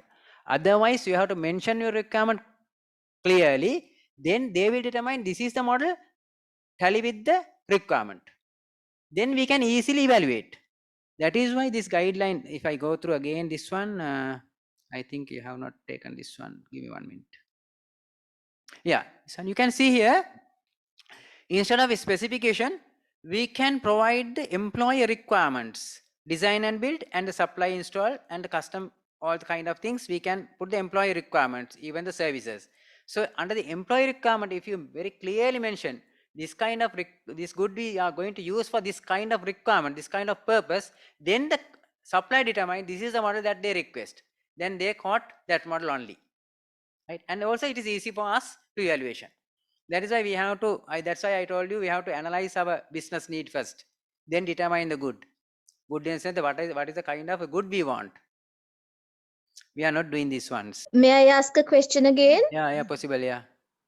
I have a question regarding the way that we should indicate the currency.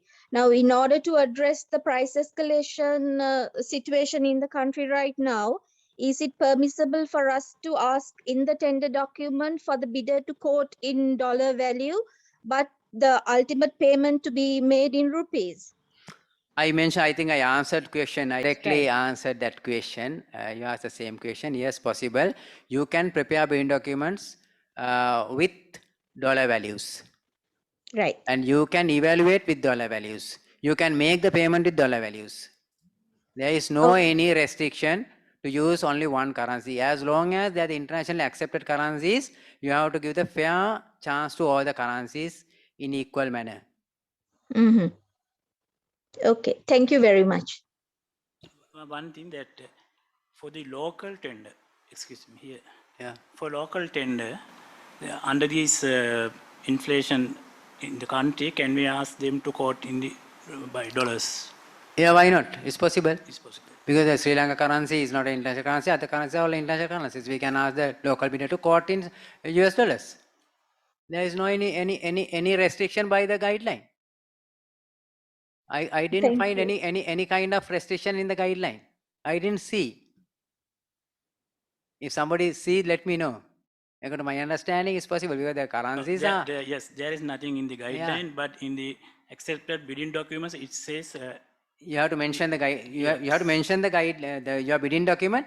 What is the currency that you use, In the instruction and how it prevail over the period of the contract. Yeah, sure. And if you want to convert currency, then there is a policy, there is a procedure. 21 days, or sorry, 28 days. 28 days before the submission date. Not 21. I think previously I mentioned 21 or 28 days. Right. I think issuing and submission. I think only thing what we have to. I think I have covered that one. Issuing and submission of bids. And in case of submission of bids, there should be 2 documents. I mentioned that we have to sell 2 documents, origin and copy, bidding documents, and we must ask them to submit both. Copy should be in a separate envelope and original separate envelope, and they both put into the outer envelope, and outer envelope should be sealed before they submit, and you have to accept bidding documents only in one location and before deadline. Before the closing date, you have the bidder is responsible to submit. I will ask you a question. One question from you. You know that basically when we allow to use the postal system to submit their bids, so suppose the in one occasion when I was here, one of the department ministry, one bidder, I was the chairman of the opening committee at that time, and one bidder came to the opening committee because we allow them, no, and he asked me the question, sir, we have submitted our bids. We have sent our bids by post, registered post, but it's not available now, and I make my objection. I make my objection because my bid is not available here, and you are responsible for not taking this bid to the table, and I object to this open. Please stop the opening because my bid is not available. 7 days back, I registered according to your instruction given in the bidding documents. What's your answer? Bid should be there before open the bids. It should be there. The submission of the availability of bidding documents at the time of bid opening is a responsibility of the bidder, not the responsibility of the officer.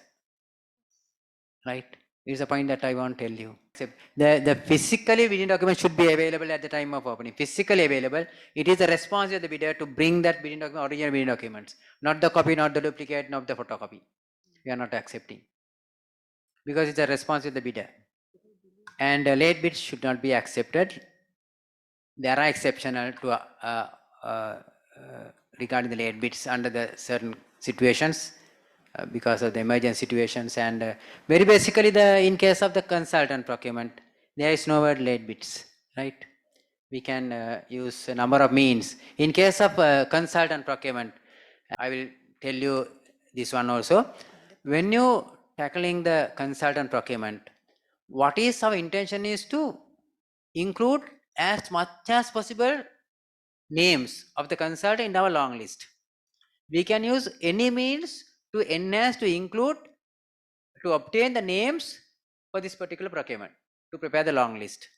For example, the previous consultant who worked with us, the consultant who worked with other brother organization or the sister organization, or the consultant who have still working with us. So all the names, we want to bring the names as much as possible. And out of that, we can select the maximum 7 person to the short list when we shortlisting. That you keep in mind. And the bidding period. Basically, national competitive bidding, we are giving the 14 to 21 days. LNB, limited national competitive bidding, option 1, minimum 10 days we have to give. LNB option 2, we have to give 5 days minimum, and shopping minimum 5 days. But under the present circumstances, adhering to this bidding period is very difficult. and the prices are escalating, and people are allowing, the bidders are allowing on a 2 days or 1 day, and next day they say the prices are going up, therefore we can't take any responsibility regarding the prices. So how can we solve this issue? Yes, that the procurement committee can determine and asks to reduce the dates for a particular procurement from the Department of Public Finance. Then they will allow. Today morning also I discussed that matter, and they agreed to support you to reduce the bidding period. And when comes the non-refundable tender fee means the amount we can charge to sell the 10 documents. There is a guideline, there is a circular issued by the Department of Public Finance. So they mention basically minimum amount 1000 rupees, maximum amount 500,000 rupees for the fee for bidding documents. It's depending on the estimated volume of the procurement, right? It's varied according to the estimated value, and you have to follow this guideline, this circular, to determine the non-refundable tender fee or tender fee basically, right? I'm not repeating this one. This is available in the Treasury website. And clarification, I think I did with you. Amendments of bidding documents. This is a very other important point. You know that time you amend the bidding documents. You want to change the bidding document. Is it possible to every time? Is there any place to stop? Is there any date to stop the amendments? Or can we amend any time bidding documents? These are the problems. So you can amend bidding documents only up to submission of bids. After that, no amendments possible, right? Keep in mind. So after submission, what we are doing, you extend the submission date and make the amendments. It's also possible. If you have the if you need to amendment, extend the submission date and amend. Otherwise, don't amend. After submitting, don't amend. If the submit date is today, after today, no amendments possible, and it's a common sense. And whatever the addendum becomes the part of bidding documents. So whatever the changes you made is considered as a bidding document, and if there is any material error in the bidding document, you need not to issue a new set of bidding documents. What you can do, you can issue the addendum, right? And all the addendum should be communicated in writing, and it should be communicated to all the bidders who have purchased the bidding documents. And you have to acknowledge, you have to get the acknowledge of the receipt of addendum. There's also a requirement. You have the acknowledgement. Why it is important? So usually we are not insisted to take acknowledgement of the submission of bidding documents or whatever it is, or the other cases. But in this case, if you issue the addendum, you have to get the acknowledgement from the supplier to ensure that he received the addendum. There's a requirement. The other important area is a bid validity period. I think this is the most important area, bid validity period. So what is the expectation of bid validity period? When we use the bid validity period, it should be sufficient to cover the entire process of procurement up to the awardee. So we have to award to the selected bidder within the bid validity period. So after bid validity period, there is no value of the bid. So therefore, the determination of bid validity period is up to you. You should not allow bidders to determine bid validity period. You determine the bid validity period, considering the process time that you want to take, right? And it should be sufficient to cover the bid evaluation, get required approvals, and get no objection letters from donors, and awarding requirements. So the validity period should be, and the validity period also given, there's a separate guideline for the validity period. Suggested validity period are given in the guideline. You can follow the guideline. It's depending on the Sri Lanka funds and foreign funds, and given the dates. In dates means calendar dates, right? Here the calendar dates. You have taken into account the holidays, spoil days, all these things into the days, because we use the calendar dates here. And it's depending on the value in rupees median, contract value, and this is only suggestion, right? Bid at this is suggestion. Depending on your requirements, you have to have your separate bid at period guideline relevant to your institution, right? And you can follow this guideline, determine the bid ready period. So in case of bid ready period, the important point is that, so if you want to change the bid ready period, if you want to change the bid ready period, yes, it is possible. It's possible, but then you have to change all other documents, including the guarantee forms as well, right? If any bidder has not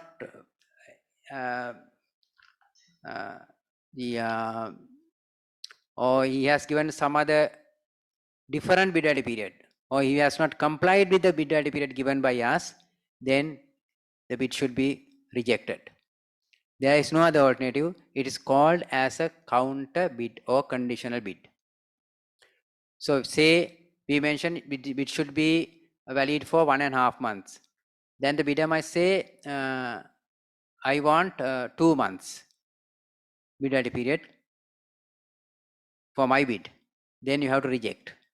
Suppose that we mentioned bid ready period is bid ready period is 1.5 month, and the bidder mentioned I can valid my bid only for 1 month. Then you have to reject that one. And if the bidder has given more bid period, that means that we mentioned the 1.5 months, but he has given 2 months. There is no any problem. There is no issue. I think I have wrongly interpreted that one, right?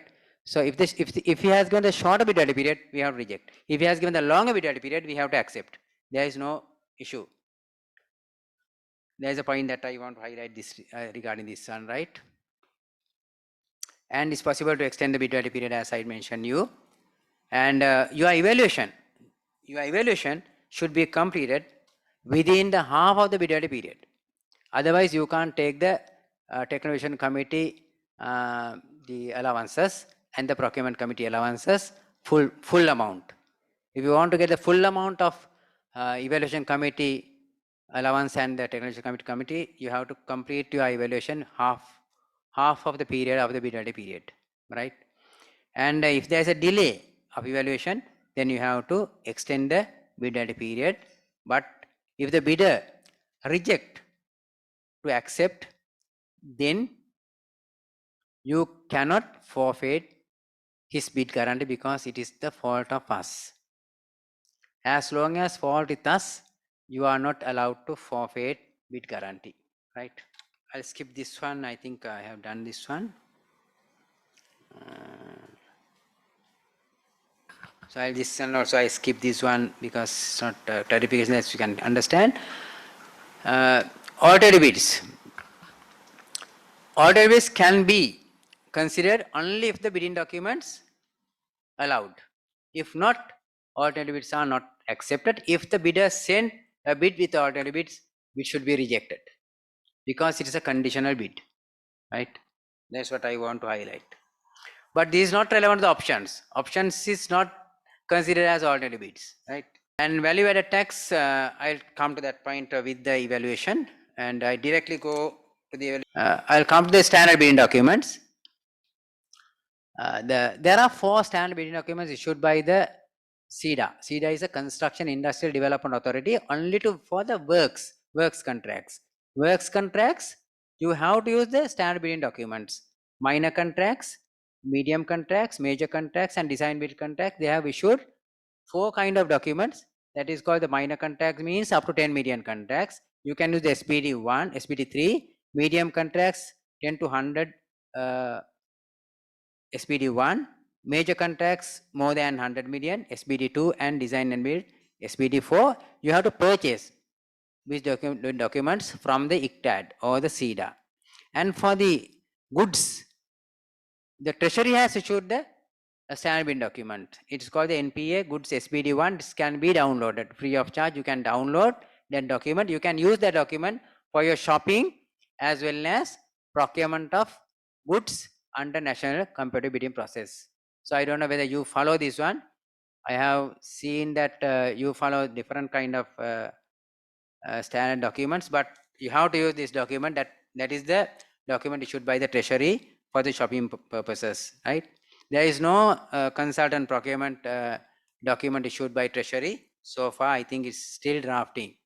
From 2007 onward, it's still drafting. And this one is very important for you, for the university, right? Procurement preparedness activities. What do you mean by procurement preparedness activities? I told you before you prepare the procurement documents. Procurement documents are one of the preparedness activity. So there are a number of requirements to be fulfilled before you go to the procurement. Getting the licenses, getting the approvals, clearing the lands, doing the feasibility studies, kind of things that you have to do. But all these things involve money, all these things involve cost. So, but you can't spend cost more than given by this guideline. What the guideline says, the cost of feasibility studies, you can spend only 1% of the direct cost of construction. Direct cost of construction, 1% are allowed to use for the feasibility studies. And preliminary design, drawing, specifications is depending on the size of the contract. If it is a large project, you can go to the 2.5% of DCC. It's a medium project, 3% of DCC. I have seen the audit query couple of years back in this institution. And small projects, it's less than 100 million, 3.5. And supervision cost, only 1.5 DCC, and administration cost, less than 1%. So you have to allocate that amount when you are preparing your total cost estimate for the procurement. Otherwise, you can't manage the procurements. For example, say you have not any amount allocate for the administration. Then how can you manage? How can you pay the OT? How can you pay the certain? How can you purchase certain kind of the utensils, certain kind of equipments to manage your procurement administration? So therefore, 1% you have to allocate for this one, and the supervision 1.5% you can allocate. You are not allocating this amount. I request you to consider this, right? Maximum 5% you can allocate out of DCC for the preparedness activities, and it should be included in your estimate. Then you can easily manage without any trouble to the university, right? From the money obtained from the contractor, you can manage your supervision administration as well, right? And physical contingencies, basically average 10%. Physical contingencies are the contingencies that arise during the course of the construction administration. We cannot foresee when we are preparing the documents and doing the procurement, which are arising at the time of contract administration. And for that, to meet that contingency requirements, you can allocate average 10%, but maximum 15%. From 1.5% to 15% you can allocate depending on the value of your contract, but average 10% you can allocate for the contingencies. For example, the rock blasting and other things. We can't predict these kind of things. Suppose that we are constructing a building and we have to dig the earth to piling and other things, or the preparation of a foundation, and we don't know whether the rocks are there. To blast the rocks, we need money. So these are contingencies, then we can allocate certain amounts according to the guideline given here, right? So guideline has not discussed sufficiently the entire procurement method that are used in the world. There are a large number of procurement methods used in the other countries, but Sri Lanka restricted to these things: international competitive bidding, national competitive bidding, limited restricted national competitive bidding, shopping, direct contracting, repeat orders, and force account.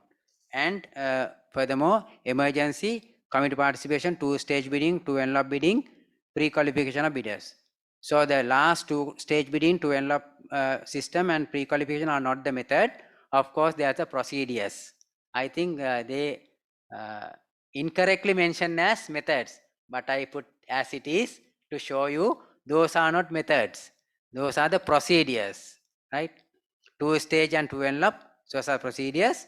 And pre-qualification also not a method, it's a procedure that you can use to curtail high competition. And I can go to the consultant selection procurement method as well. And there are a couple of methods. One is a QCBS, quality cost-based selection, quality-based selection, fixed budget selection, least cost selection, a consultant qualification selection, single source selection, and special procurement that is coming as universities and other technical institutions. So these are the methods. If you want these methods to discuss, I'm ready. If not, I can. Mr. Dharmavardhana, I think, there are some fresh researchers here who would like to get some insight about these methods. So it would be really good if you can spend little time to describe it. Yeah, okay. Thank you. Okay. All right. So I highlight only the important points. There are separate session on this one, but with my memory, I repeat all these things. There are a lot of methods. For example, we don't use the time frame agreement. That's the best method available today. Time frame agreement. When we are not sure about the quantity, it's an infinitive amount, and it's going on beyond the time that we cannot determine the time, or we can determine the amount or the quantity. Then the best one is the time frame agreement. For a university, I think you can't exactly say this much of quantity I require, this much of time period is taken for this procurement. We can't exactly say inception. Then the best method is the time frame agreement, that is not using. And another word you call is a rate contract. That is also the same thing. And there are some other methods. For example, the design, procurement, the design, the preparation, design, engineering, and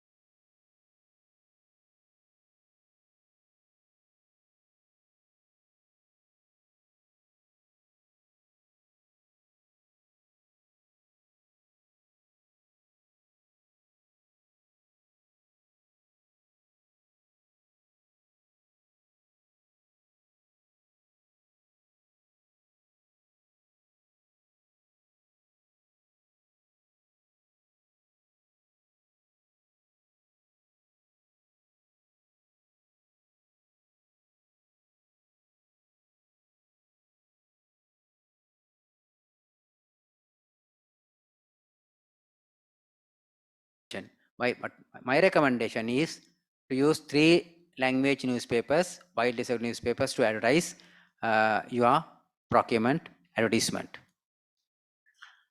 And the evaluation, you have to, in case of evaluation, you have to follow the same procedure that you use for the international competitive bidding and the national competitive bidding, the same way. When come to the limited, restricted national competitive bidding and the national competitive bidding, restricted or limited national competitive bidding and international competitive bidding, where we have to use this one? Suppose there are very few bidders available, very few supplies available, they are known to us, then no rationale of advertising in newspaper, no point of advertising, because we know these people and we can directly send letters, directly send our invitation to these people. For example, say if you want to buy a car, we know who are the accredited agent of the car market. Very few people, only 6 or 7 people, they are the importers, the restricted agents of the car manufacturers in the world. So we can send directly to these the agents of the manufacturers to submit their quotations. All right. That can be used internationally as well as nationally both. So if you know the few contractors who are dealing in Sri Lanka market, and there is no requirement to publish newspaper, as there is very few, then we can use this one. And also that can be used with the registration of suppliers as well. You can register your suppliers at the beginning of the year, and once 6 months you have to update that one, or once a year you have to update that one. And with the registration of suppliers, you can use this restricted international national competitivity. That's why I asked you the question raised by one professor. I think I mentioned that you can register the international bidders. It's possible, but still I don't think this, the University of Peradeniya doing this kind of activity. You can register the international bidders, international the suppliers or contractors in your registration list, as you are dealing with most of the equipments which are not available in Sri Lanka market. And when come to the shopping procedure, the evaluation is same as limited or whatever it is, the evaluation is same. I'll come to the evaluation at last. When come to the shopping procedure, it is for the merely for a small kind of procurement, and for the identical goods, and available off the shelf, any amount available. So you can go to the market and buy. Wherever you buy, the same thing you can buy. Quality is same. Maybe small differences, but more or less the quality is same. So under that situation, you can get the minimum 3 to 5 quotation. If it is a remote area, you can get 3 quotation, or if it is a urban area, you have to get 5 quotations, right? Is it necessary to get the 5 quotations or call for 5 vendors? That's a good question. I have seen the Auditor General also raise that question. Yeah. Suppose basically guideline is silent disregarding, right? Guideline not mentioned, clear. Guideline is not clear. Guideline is not clear regarding how many quotations is mentioned. Only 5 quotation. Yeah, that's not mentioned. Whether the 5 quotations available at the time of evaluation, or whether we can send invitation only for the 5 bidders. Yeah, it's very it's not clear in the guideline, but my recommendation that what I recommend, what we want the competition. No? Our main objective is the competition, right? We can't deviate that objective. Therefore, the 5 quotations should be available at the time of evaluation. It says by inviting 3 or 5 seal quotations like that. Yeah, that's mentioned. But you know that mentioned in the guideline, inviting means that's not clear. They mention only you can send the 5. Say that you send the quotation for the 5 companies. Only one company send the quotation. Then how can you evaluate? In the guideline, it says if the price is reasonable. Yeah, you can go ahead. Yeah, we can go ahead. Yeah, but Auditor General mentioned in several audit queries I have seen they have not follow the 5. They have not evaluate 5 quotation, and instead they evaluate only 2 quotation or like that. But guideline not clear that one. They are not clear. Definition has not given. what is meant by invitation at that time. So what I mention is that you basically you register the suppliers now. Basically Shopin is used with the registration of suppliers. Suppose that you register 10 people, and if you go ahead with the 10, you have to send the invitation for 10 people. Or otherwise you have to use the lottery system. First 5, second 5. And there is a possibility to do a corruption. There is a possibility of the corruption. Say, if you restrict the 5 people, and it is easy to make a collusion. Easy to make a collusion. Therefore, the Auditor General recommend there should be 5 bids at the time of evaluation. And therefore, if not 5 bids are available, the Auditor General says it is violation. I don't know what extent is correct. It's not correct. It's not correct. But we can send 10 or 100 people. But if it's respond only one person, how can we? Then we have to go, as the gentleman mentioned, the market price. If it is tally with the market price, there is no harm, because it is very clear. The shopping is used for the goods which are available any amount in the market, and the prices are not much different from one to other. This is the condition. This is the objective. There is no difference between one to other in prices and the quality. Therefore, even is one bidder, if the prices are tally with the market price and the competitive price, then we can go ahead. But Auditor General, I don't know why Auditor General has made several queries even to university also, that they have not used the 5 quotation. They have not evaluated 5 quotation. But it's wrong. It's wrong. But we have to follow the Auditor General mention that one. But because the guideline not clear what the meaning by the invitation, whether it is sending letters to the 5 bidders or inviting 5 bidders at the time of evaluation. So my recommendation is to send to allow all the bidders who have registered to send their bids, and you send the invitation to all the bidders who have registered with us. Otherwise, we have to use the lottery system. The first supply, first 5, second supply, second 5. If 10 people are registered with us, lottery system, or otherwise you send and try to take maximum number of quotations evaluation. But if one quotation received, there is no harm to go ahead with the one quotation, because the prime objective behind is the market price. If it is giving the market price, there is no harm with that one, right? That's regarding shopping. And shopping also, we have to follow the same procedure. And in case of the opening, price bid should be open in front of bidders. It should be the public opening. And if you follow the 2 envelope system, that is also possible under shopping also. If you follow 2 envelope system, then a technical version you can open without bidders. And in any case, price bidders should be open in front of bidders. Even one bidder should come, or otherwise you have to inform to come them. Up to them.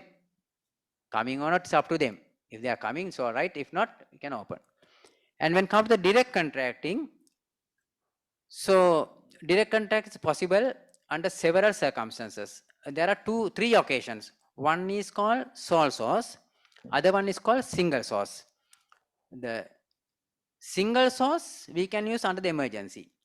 A sole source, there is no any option other than selecting the particular person, because he is the only person available.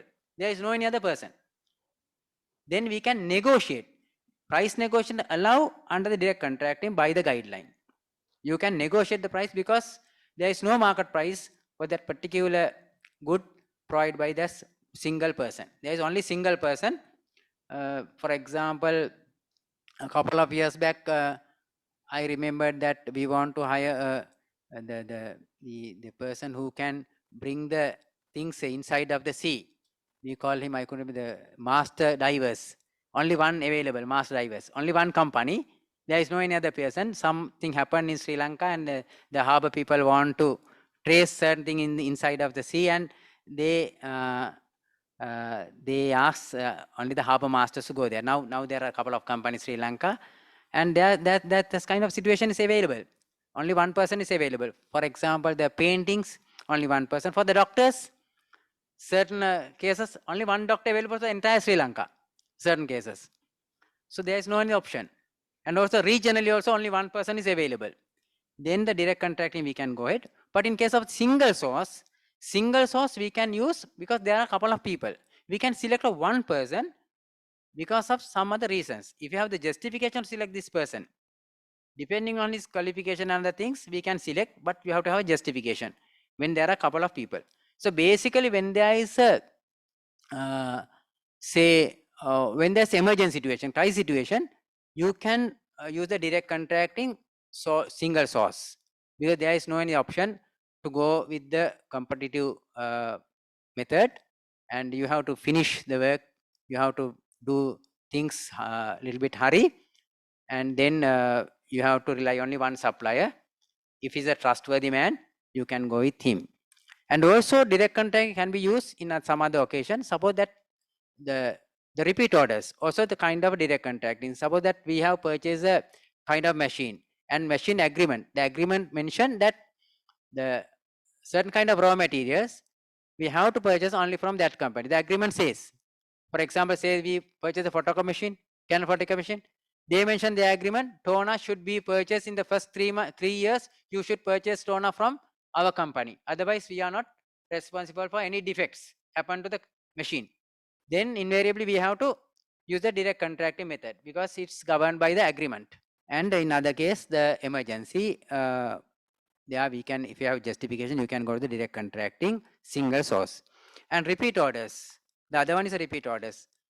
That is, I think, very unfair method because suppose it's very clearly mentioned that you can buy half of the original invoice amount.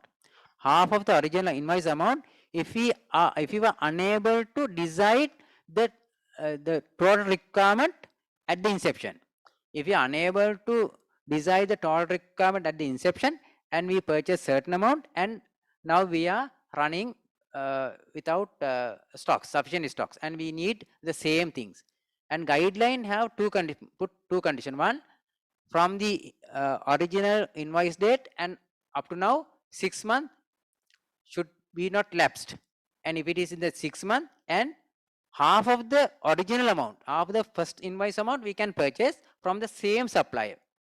From the same supplier we can purchase half of the initial invoice amount if it is with the second invoice within the 6 month period, and half of the amount we can purchase.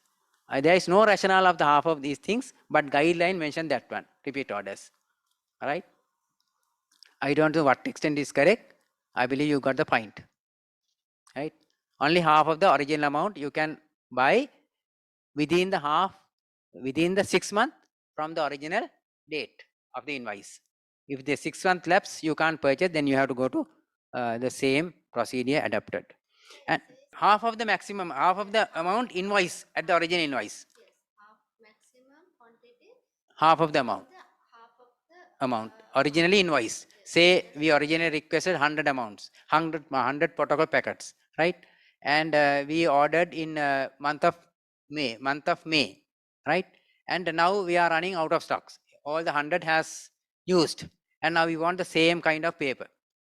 Now we can use the same supply because it is still our second invoice is within the 6 month period, and 100 no 50 we can purchase this month because this month is still within the 6 month period at the same price, provided the prices have not gone up or come down, right? Provided the price has not come down. Yeah, we can't use the rupee appreciation or the price has gone up. If the bidder agree to provide at that price, no harm. If the price has come down, then you can't use, right? If the price is coming down or has come down, then you can't use that method, repeat orders, right? So you have to survey the market and understand whether prevailing price is the same. Then the force account means, force account also kind of emergency procurement method, where force account means the force comes from the labor force. That means our own labor force we can use to build up or to make the requirement. That is why we are very initial I mentioned we have to take a decision buy or make. Buy or make decision is coming from this one. If it's possible to make the good that we want at the price, at the lower price than the market price, then force account can be used, provided it's not make any kind of disturbance to the normal process of the organization. If it disturb the normal process of organization, you can't use the force account, right? For universities, say you want to repair the chairs, then sounds are coming. No? This is just disturb your teaching things, right? Teaching matters you can't carry out, no, with the disturbances. So then you can't use the force account. So normal, it should not disturb the normal operation of the business. And emergency procurement, I think the guideline is very limited. Inputs are given, but comparing the other guide, ADB or ADB guideline or World Bank guideline, it is much comprehensive. And EU has recently issued a guideline for the COVID, and we have not issued such guideline. And if you go to the website, you can find out EU guideline for the COVID. To arrest the COVID situation, they issued a separate guideline under the emergency procurement, but we have not issued. We have seen number of problems under the COVID period of procuring drugs, right? So the emergency, certain goods we can predict, certain goods we can't predict, and certain goods which are very dispensable, very required, very essential. Certain goods are not essential, and certain goods are risky, certain goods are not risky. And all these conditions you have taken into account when you are dealing with the emergency procurement. And in the emergency procurement, you can't do the normal competitive procurement procedure. You can't adopt. It's not practical.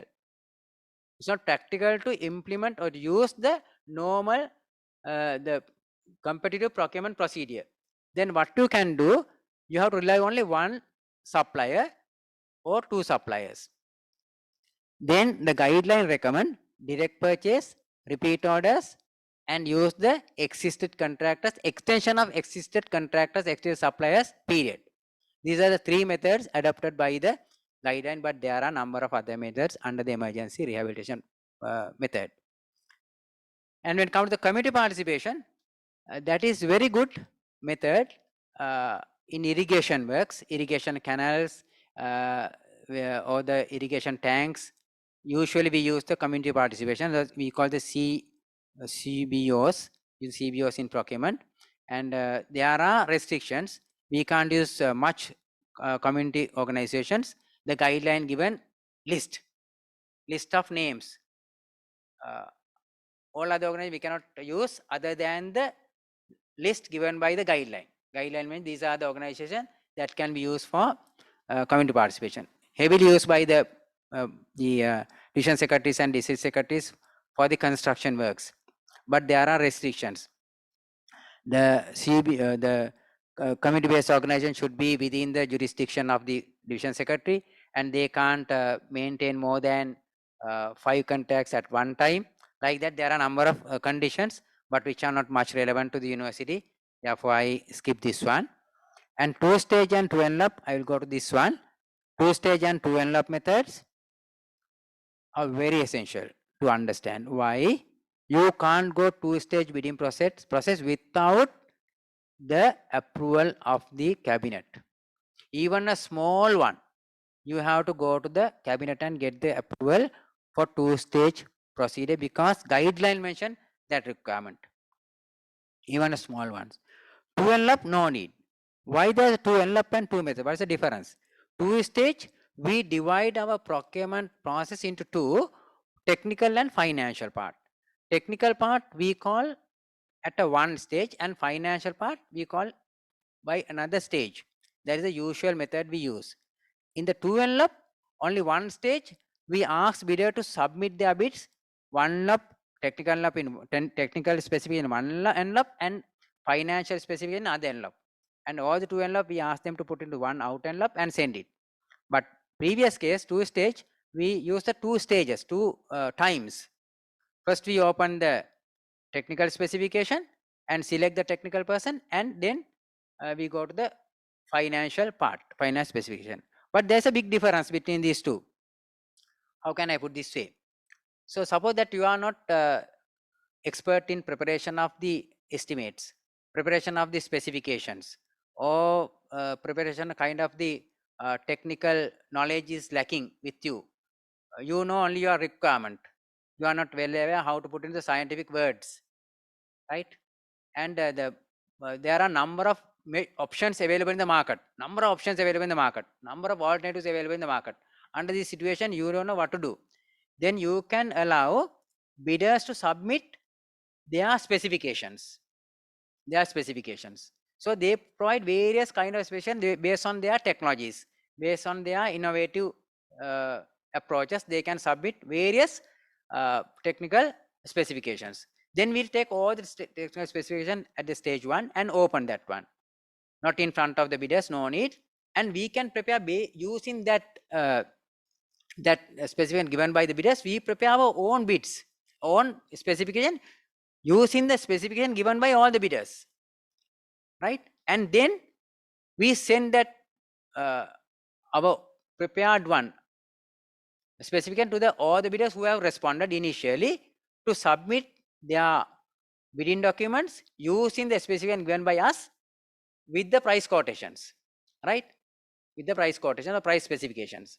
Then we open their the technical specifications, not in front of bidders, and select the best couple of people, and their bids are open, their financial bids are open in front of all bidders publicly, and decide the best bidder or substantial responsive lowest evaluated bidder. There is a small difference, but there are more things I want to discuss under this one. If required, I can send you my other slides for your better understanding. And pre-qualification of bidders. The next one is the pre-qualification of bidders. How can you use this one? So suppose there are a large number of bidders. That means we can't do our evaluation within the specific period. Bid validity period we can't complete. There are a large number of bidders, and there is a possibility to submit number of unwanted bidders as well. And the bidders are using this one for collusion and corruptions. To prevent these kind of things, first we can ask bidders to submit their qualifications and then evaluate the qualification and select the qualified bidders. Advanced instance. There are 3 stages. This is called the 3-stage method. And first we decide qualified bidders by evaluating their qualifications sent by them, and we issue our bidding documents only for the qualified bidders, right? Thereby we curtail the high level of competition, but there are advantages and disadvantages both, right, in this case. So but it is essential when uncontrollable competition is available and competition used for the corruption. We can stop that one. And also we can, the important thing is that the competition taking place only among the qualified people. Then the price comes to us are the fair price or the real market price of the quality good. Otherwise, we are going to the lowest person and ultimately ends up with the inferior or the ineffective procurement, right? So we can curtail that, we can limit that kind of things, and we can answer through the pre-qualification bidders. And pre-qualification criteria is the thing that we use with the pre-qualification bidders. And when come to the consultant selection process, there are 7 methods recommended by the guideline. One is the QCBS, QBS, FBS, LGS, CQS, SSS, and university and other institutions. So this is the area that you asked me to discuss with you a little bit more. As you all are the researchers and you want to hire, you want to recruit consultants for your works. And these 7 methods we can use. So the important thing is that not in other procurements, consultant procurement, there is only one committee. There is no separate technical committee and procurement committee. No need to have 2 committees. Only one committee can do all these things. That is called Consultant Procurement Committee or CPC, right? And the CPC should prepare the bidding documents with the support of procurement entity. That's the most important thing. So the responsibility of the bidding documents is with the technician committee, not like the previous case. Previous cases, procurement documents are supposed to prepare by the procurement entity. But here, even the procurement committee can prepare the bidding document, but procurement the consultant procurement committee should take the responsibility of the correctness of the bidding document, right? All these things, QCBS, QBS, FBS, LCS, CQS, SSS, all these things are used for a specific purposes. So if you are very clear, the criteria is this: if the output is clear, if the cost is clear, the payment is clear, and output is precise, you can assess this is the output that I want. This is the cost I have to I have to incur. Then you can use the quality cost based selection method. Quality cost based selection method can be used if your output is precisely determined. Otherwise, not possible. For example, the preparation of the bidding documents, where output is clear, na? The document, we can pay for the document. For example, say the feasibility study, the report, we are paying for the report, and it can be used with a lump sum or even lump sum we can use. We agreed amount we can pay. Under this situation, we can use the quality and cost based selection. I briefly mentioned, right? But there's a separate session. I don't think it's a time to me. We can use this method if the output is clear and the price is clear. Price can be agreed. And QBS means quality based selection. So we can't exactly mention the price or the cost that might take place. The cost cannot be estimated, certain situation. Only then we have to take into account only the quality of the good. So whatever the quality, we have to pay agreed amount after negotiating. So here we are taking the negotiation. The QBS, no negotiation, because the bidder is allowed to make the price and price cannot be changed. No negotiation. But under the QBS, it's possible to negotiate the price because we are not asking the price. We are asking price. They provide the price. But mainly our concern is the quality. Give me the example for this kind of things. Anybody who can? Quality based selection, we can't think of the cost. We can't think of the cost. For example, say we want to hire the lawyer. We want to hire a lawyer. Lawyer's prices, is depending on the experience and his acceptance and how many cases he won and the complexity of the case, a lot of things. So we can't say exactly this amount, this is a quality requirement. We can say the quality, but we can't say the amount. It's impossible. For example, the doctor, we want to hire a doctor. How can he say this is a cost? It's not possible, no? Then the quality based selection is the best method. And if suppose that we have the limited budget, we can't go beyond that budget, and budget is restricted, then the fixed budget system, it is called the FBS. FBS is the fixed budget system where we can use the lump sum method, lump sum contract method used with the FBS. And the least cost method, where it's just like the procurement goods, where we try to find out the lowest cost possible, and quality is not much worried and the cost is much worried, and then we can go to the least cost method. And CQS is the consultant qualification system. So qualification is the main concern for us, not other things. So we ask the qualification, and based on the qualification given by the consultant, we select the consultant. So it's a method we use basically for the training, for the kind of the certain kind of testing. We use these kind of things. And SSS means the single source supplier. All other cases, we are not allowed single consultant to submit their bids, except the SSS. So they should be the companies or the firms. Firms are allowed under QCBS, QBS, FBS, LCS, and CQS. But in SSS, single bidders or single consultants are allowed to submit bids, right? So for example, there's only one consultant available. Then that's a single source selection. There's no any option, right? And single consultant, when we are evaluating there, basically we evaluate based on their qualifications, right? And their experience. And when you are making the payments, we consider three things. One, the remuneration. Other one is the overhead cost incurred, and basically remuneration or overhead cost and other incidental cost we are taking into account, right? And universities and other specific organizations governed by a special circular issued by the Treasury. and you can give your consultant procurement to the universities, expert universities or institutions, they are expert in that area. It's possible, right? But when you are determining the university, the important thing is you have to sign agreement with the university authority. The individual faculties or individual projects cannot sign agreement under this system. The university vice chancellor or the registrar should sign, even it is conducting by the project or the faculty. That's one thing. And when you are making payments, you can't make payment.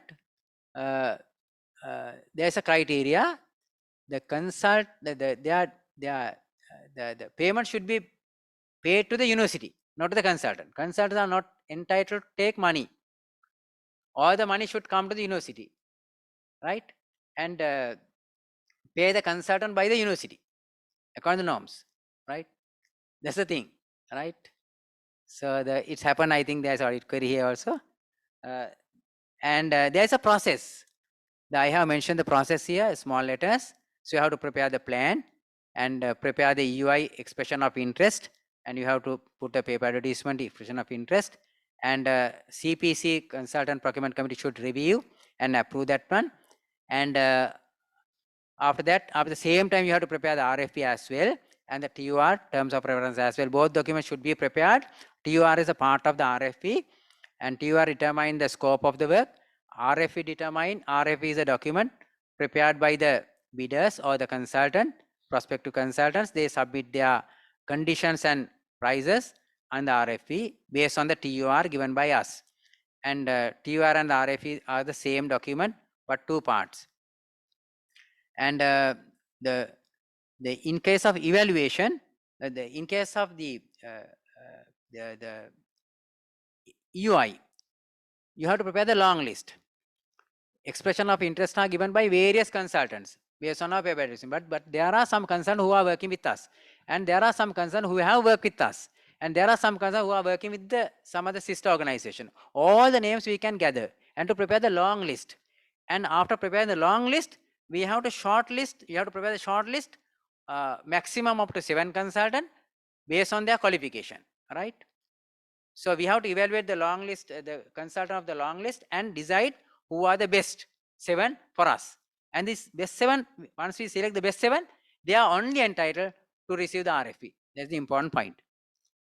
We are not giving RFP all the people who are in the long list. We are giving only the qualified, selected, short list people. And when we are evaluating, the consultant procurement, one important thing is that evaluation should be done individual by the CPC members. That's the point. So in previous cases, we do evaluation as a team. Here, not like team. The evaluation should be carried out individually by all the members who are in the CPC, right? And the chairman is not involved in the evaluation. Chairman is not doing the evaluation. Only the other members are doing the individual evaluation, and all get together and decide and assess the evaluation levels. And we have to select the best evaluation after modification, considering the other evaluation. Other evaluation we have to take into account to consider the best one further. And we develop the best RFP using individual evaluation given by all the members of the CPC. And if the chairman wants, he can develop further. When you prepare the report, there should be 2 documents. One is the evaluation, common evaluation of doing by all the consultants, all the members of the CPC, and also individual consultant evaluation. There are 2 parts in the evaluation report. One is the individual consultant evaluation reports plus the evaluation report prepared by the CPC using the best one. So further develop now. The one we select the one and further develop. And that is the one that we use, and it should be the one we decide the best one. And when we are giving the, when we are awarding, before awarding, we have to negotiate the price. Allowed to negotiate the price because it is a service. Service means in the sense that it's not like a good. It's the person who is providing the service and the person himself are the one part. You can't divide that one. There is no separation. So therefore, we can't say this is the price, exact price. There is no such market price. Then we can negotiate using our budget. Then we have to pay. We can pay the advance, mobilization advance as well. And when we are doing this once, we are not taking any bid guarantees, and performance guarantees are not need to consider, because these are kind of the services, expert services, and there may be the failures possible to fail. There is a high possibility to fail. Right? We can't exactly say this is what we expect can be obtained from the consultant. It's very contextual and there is a possibility to fail. Therefore, we are not asking the performance guarantees. Right? Yeah, there should be there should be agreement. Yeah, there should be agreement. But no need to guarantee. If you want, it's possible. The guideline is silent. If you want, you can take. But I don't think it's but it's inseparable, no? The person and the service cannot be separate. Therefore, you can't say this is the amount I want this one, no? It's not possible. Right. Private sector PPP, I am not dealing because it's not relevant to you. And last slide, what I want to discuss is the procurement strategies. So all these things are procurement strategies. Procurement packaging, scheduling, method, selection of pre-qualification, selection of bidding procedure, preparation of specification. All these things we call one word a strategy. So that is why I told it's a method. It's a procurement is a management. So you have to select the best strategy to get a good quality service. Otherwise, not possible. So all these things called strategies. And securities, I'll come to the securities: bid security, mobilization advance security, performance security, and relation security. I think I discussed.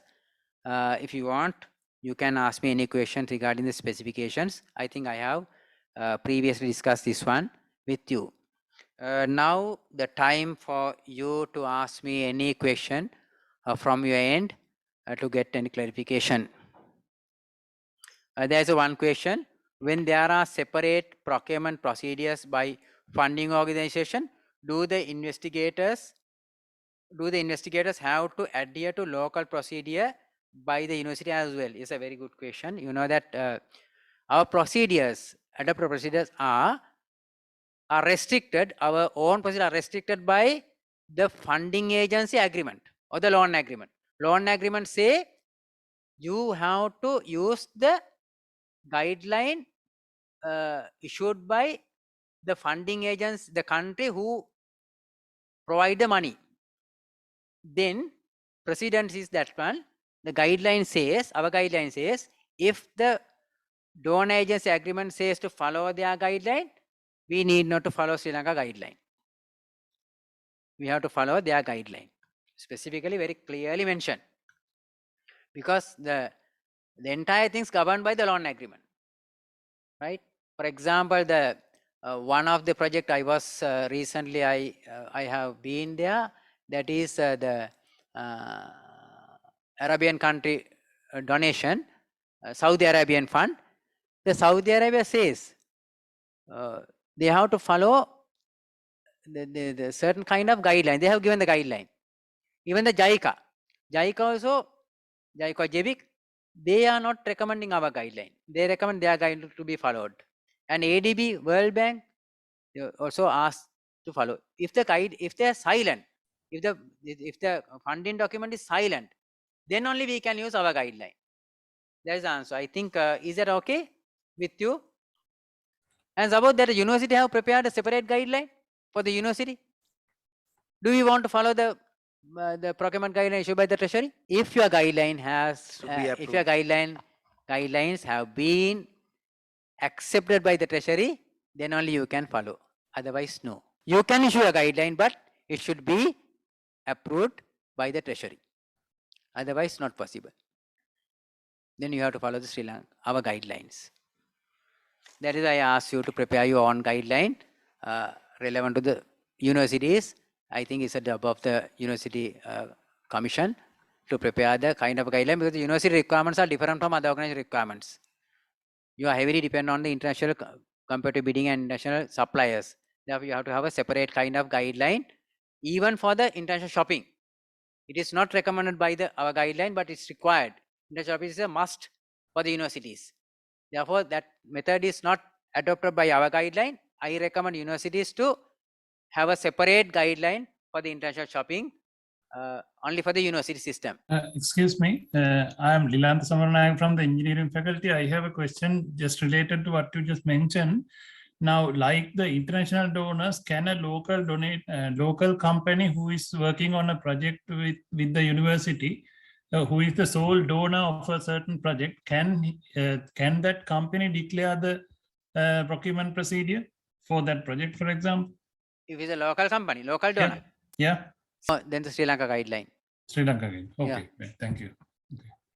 As you explained earlier, nowadays the biggest problem we are facing is the price fluctuation. Once we place the orders, once we place the indents, most of the suppliers are refusing providing goods, saying that the price has been increased. We don't have any other options other than recalling the quotations. Is there any possibility to get the approval for the particular order, or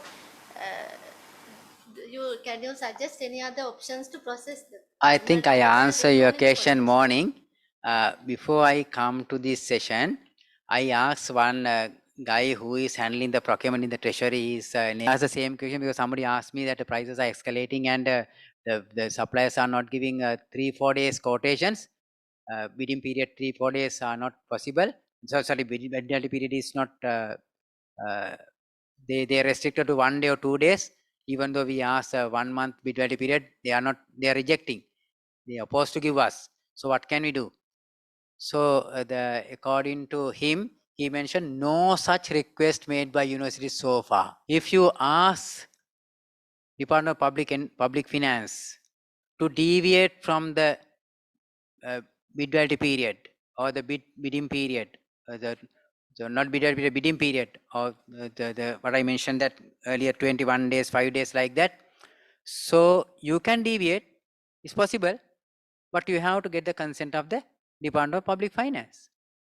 But so far, no university sent such letter to the Department of Public Finance asking to deviate from bidding period, even for the shopping procedure. Yeah, Mr. Dharmadhan, it is not the bidding period, but there is price escalation, and during the bid validity period, and it has gone up by 40%, we'll say. Can we still go and purchase that?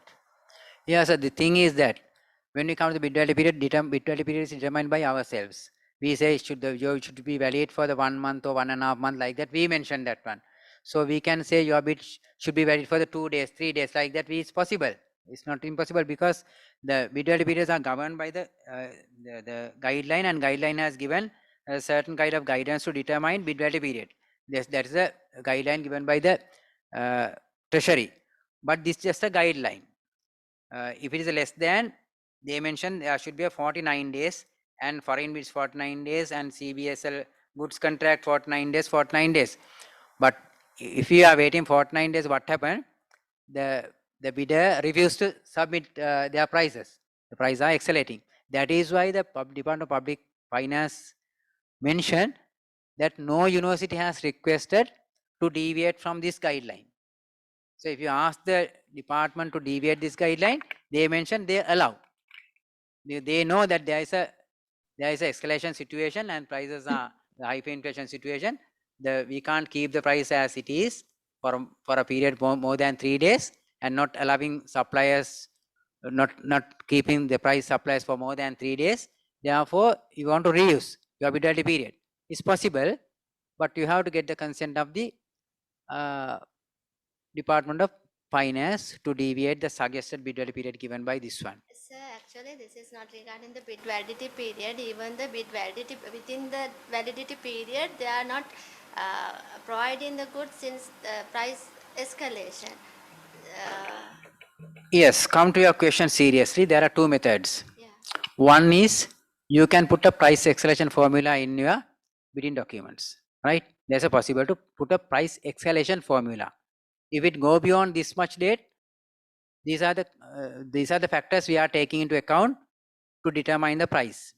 Both parties can agree. There is no hard and fast rule in the guideline to prepare the escalation formula. It is silent, completely silent. But CEDA guidelines for the construction works has allowed to use the escalation formula only for the construction works. But for the goods also possible, as it is silent. You can determine the escalation formula and you can include it into the bidding document as well as your contract agreement, right? Then only you can have a kind of a relaxation for the problem. And the other one is you can reduce your bid period by asking the Department of Public Finance to use a separate kind of bid period, including the bidding period as well. So bidding period also a problem, no? We have to allow bidders the 5 days, 7 days like that, the 42 days, 21 days, and until all the bidders submit their bids, we can't open, right? So the minimum we have to give the 14 days for the NCB, and LNB minimum 10 days. So bidders have to give the time period, and bidders take this time, and ultimately when we received, at last the bidders say, no, we can't supply that now the price has gone up. So bidding period we need to reduce, bid period we need to reduce. So both things we can reduce, only the consent with the Department of Public Finance, because it is a regulation given by the public finance, Department of Public Finance. But it is possible. You have to send a letter.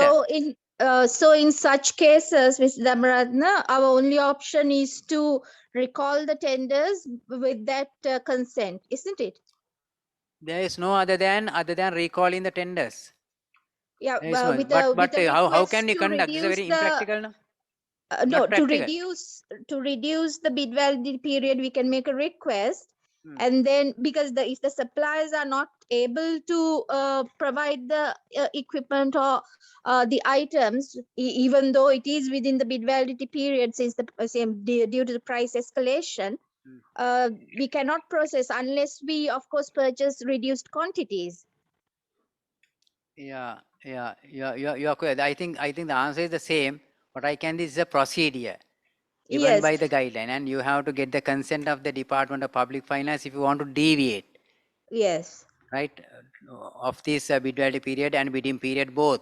So bidding period, all right, you can adopt with the tender board decisions, as long as the 5 days we can reduce to 3 days like that. It's possible. But in case of bid validity period, the minimum bid validity periods are given by the guideline, and suggested bid validity also is given. And you know the bid validity periods are required to get the all kind of approvals and all kind of licenses. They comply with the regulations. All these things we have to do, and we have to complete entire thing with the bid validity period, even including the awarding as well. So if you reduce that one, we have to make more efficient.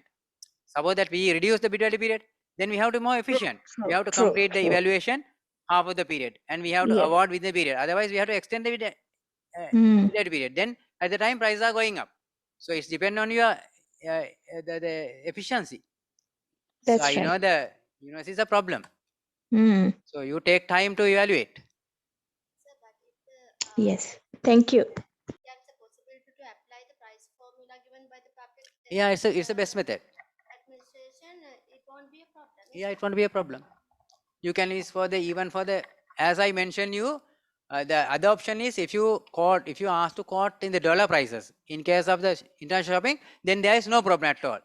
You are paying the dollars now, then no problem at all. You have to purchase the dollars, pay in Sri Lanka rupees, spot rate, and you can make, or you can with the forward rate, right?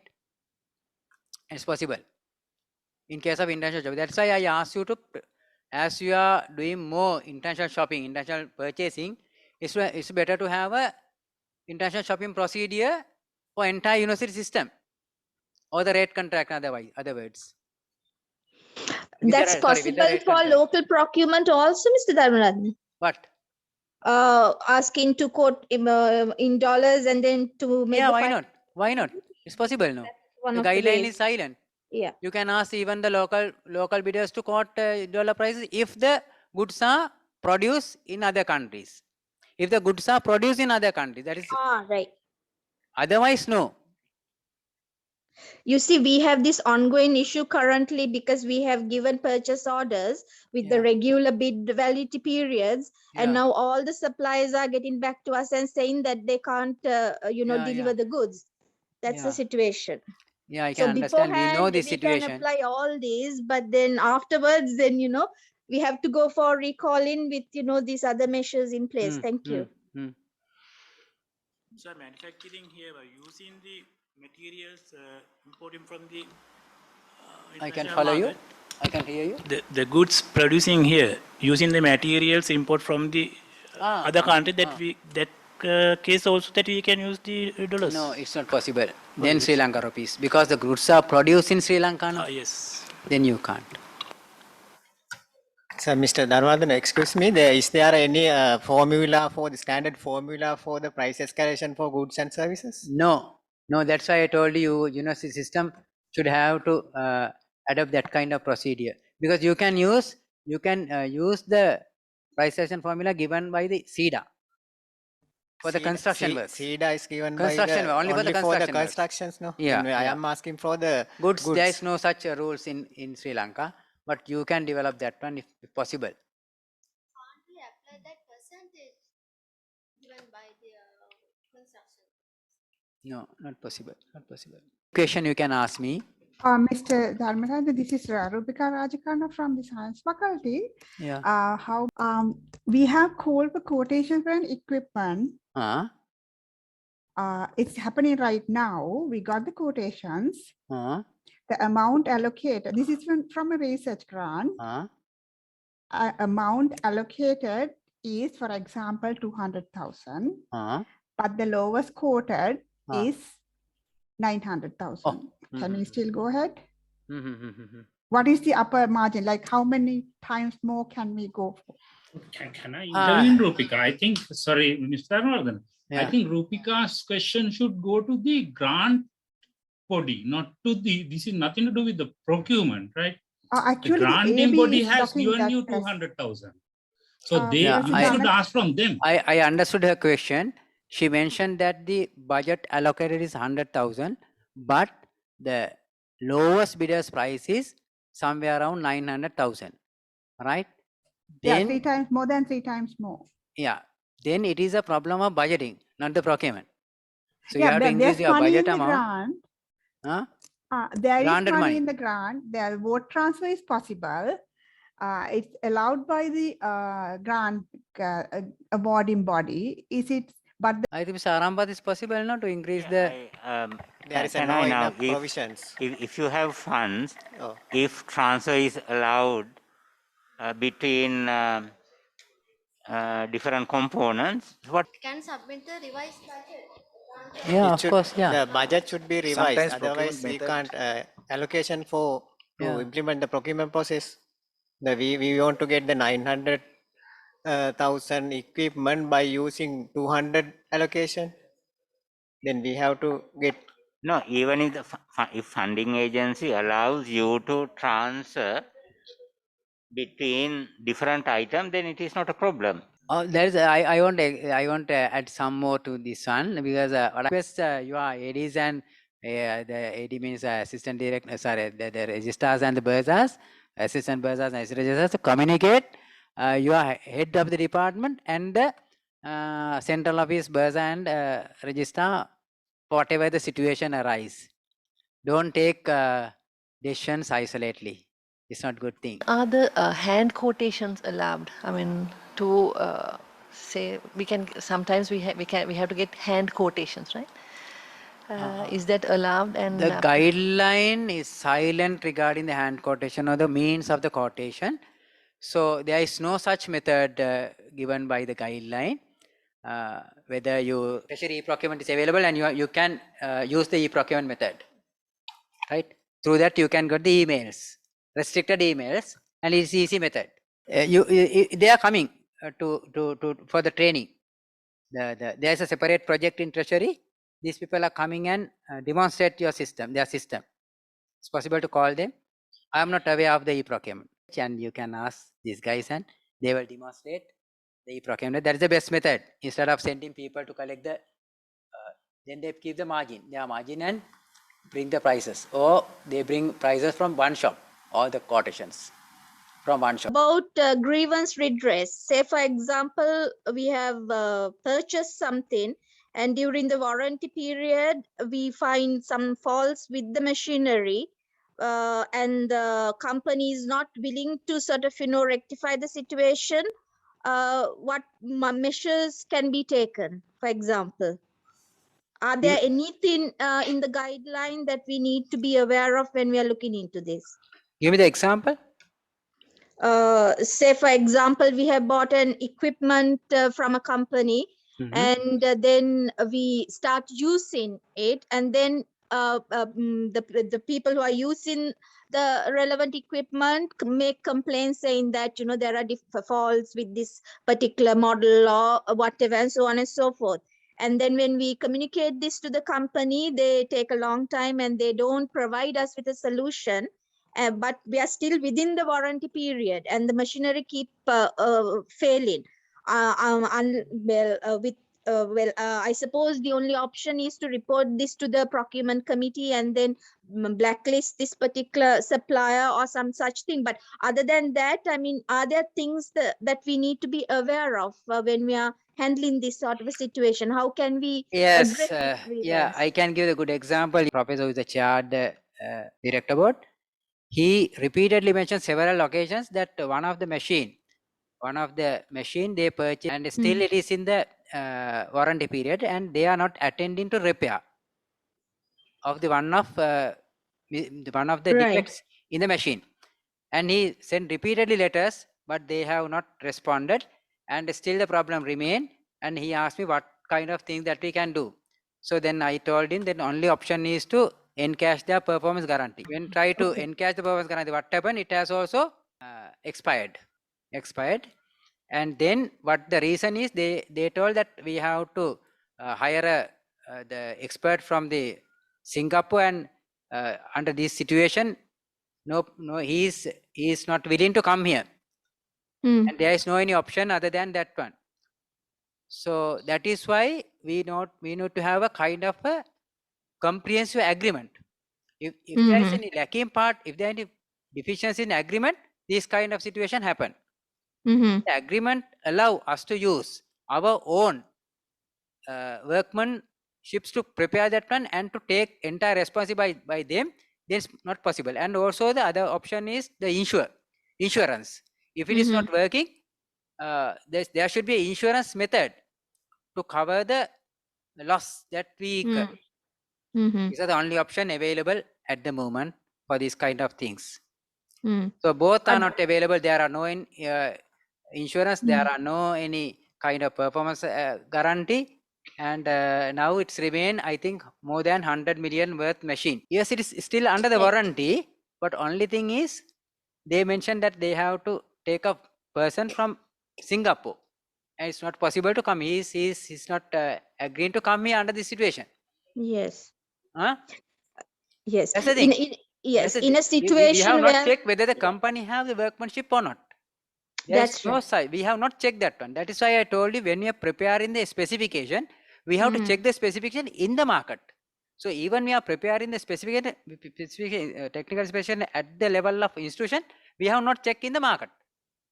We have to check in the market and ensure that all the workmanships are available, all the tools are available, and they have attained the response time is this much. Within 1 week, within 1 day, they come and correct this one. These are the conditions should be laid down in the agreement. These are not available. It's a very loosely prepared agreement. Nothing can be done. They are in the risk. Yes, thank you. Yeah, it has been very useful. How many? 3 hours and yes, 15 minutes, no? And I think the follow-up, I'm sure the officers here will do the follow-up. In my opinion, the follow-up should be that you mentioned the routine procedure, and also you showed us the possibility of deviation. And if our objectives are clear.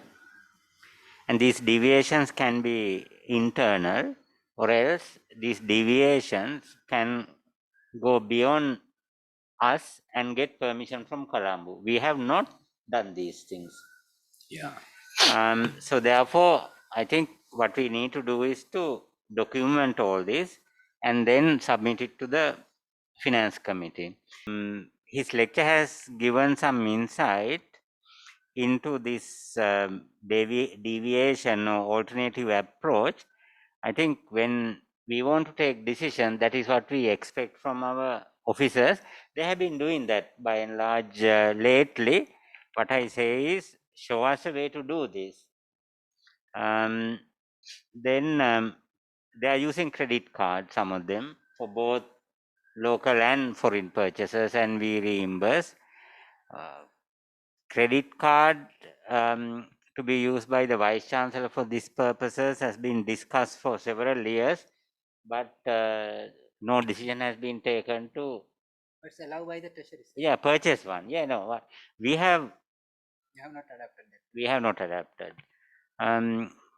We should be able to do that, I think. Then the Vice Chancellor is held responsible. I think those are my comments. So we expect a good way forward document from your division, so that the life will become much easier for us.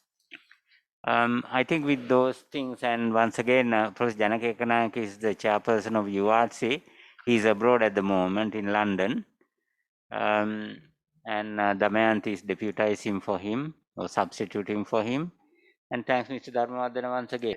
Two things that I asked you to do two things. One is to register the international bidders for your requirements under the international shopping methods. You can do it. So once a year you can update that one. Then easy, then you can build a trust among them. Sometimes if you build up the trust, then they will provide with a certain kind of concessionaries. The price, the kind of concession time for the payments as well, right? And the second one I told is whatever occasion you want to deviate, you have to have a written justification for this deviation, and those justifications should be sent to the Department of Public Finance and get their consent. It's possible. These two things I want to mention. It's possible to deviate for the public interest. Mahajana Yahapata. That's a word. Thank you very much, Mr. Dharmavardhana.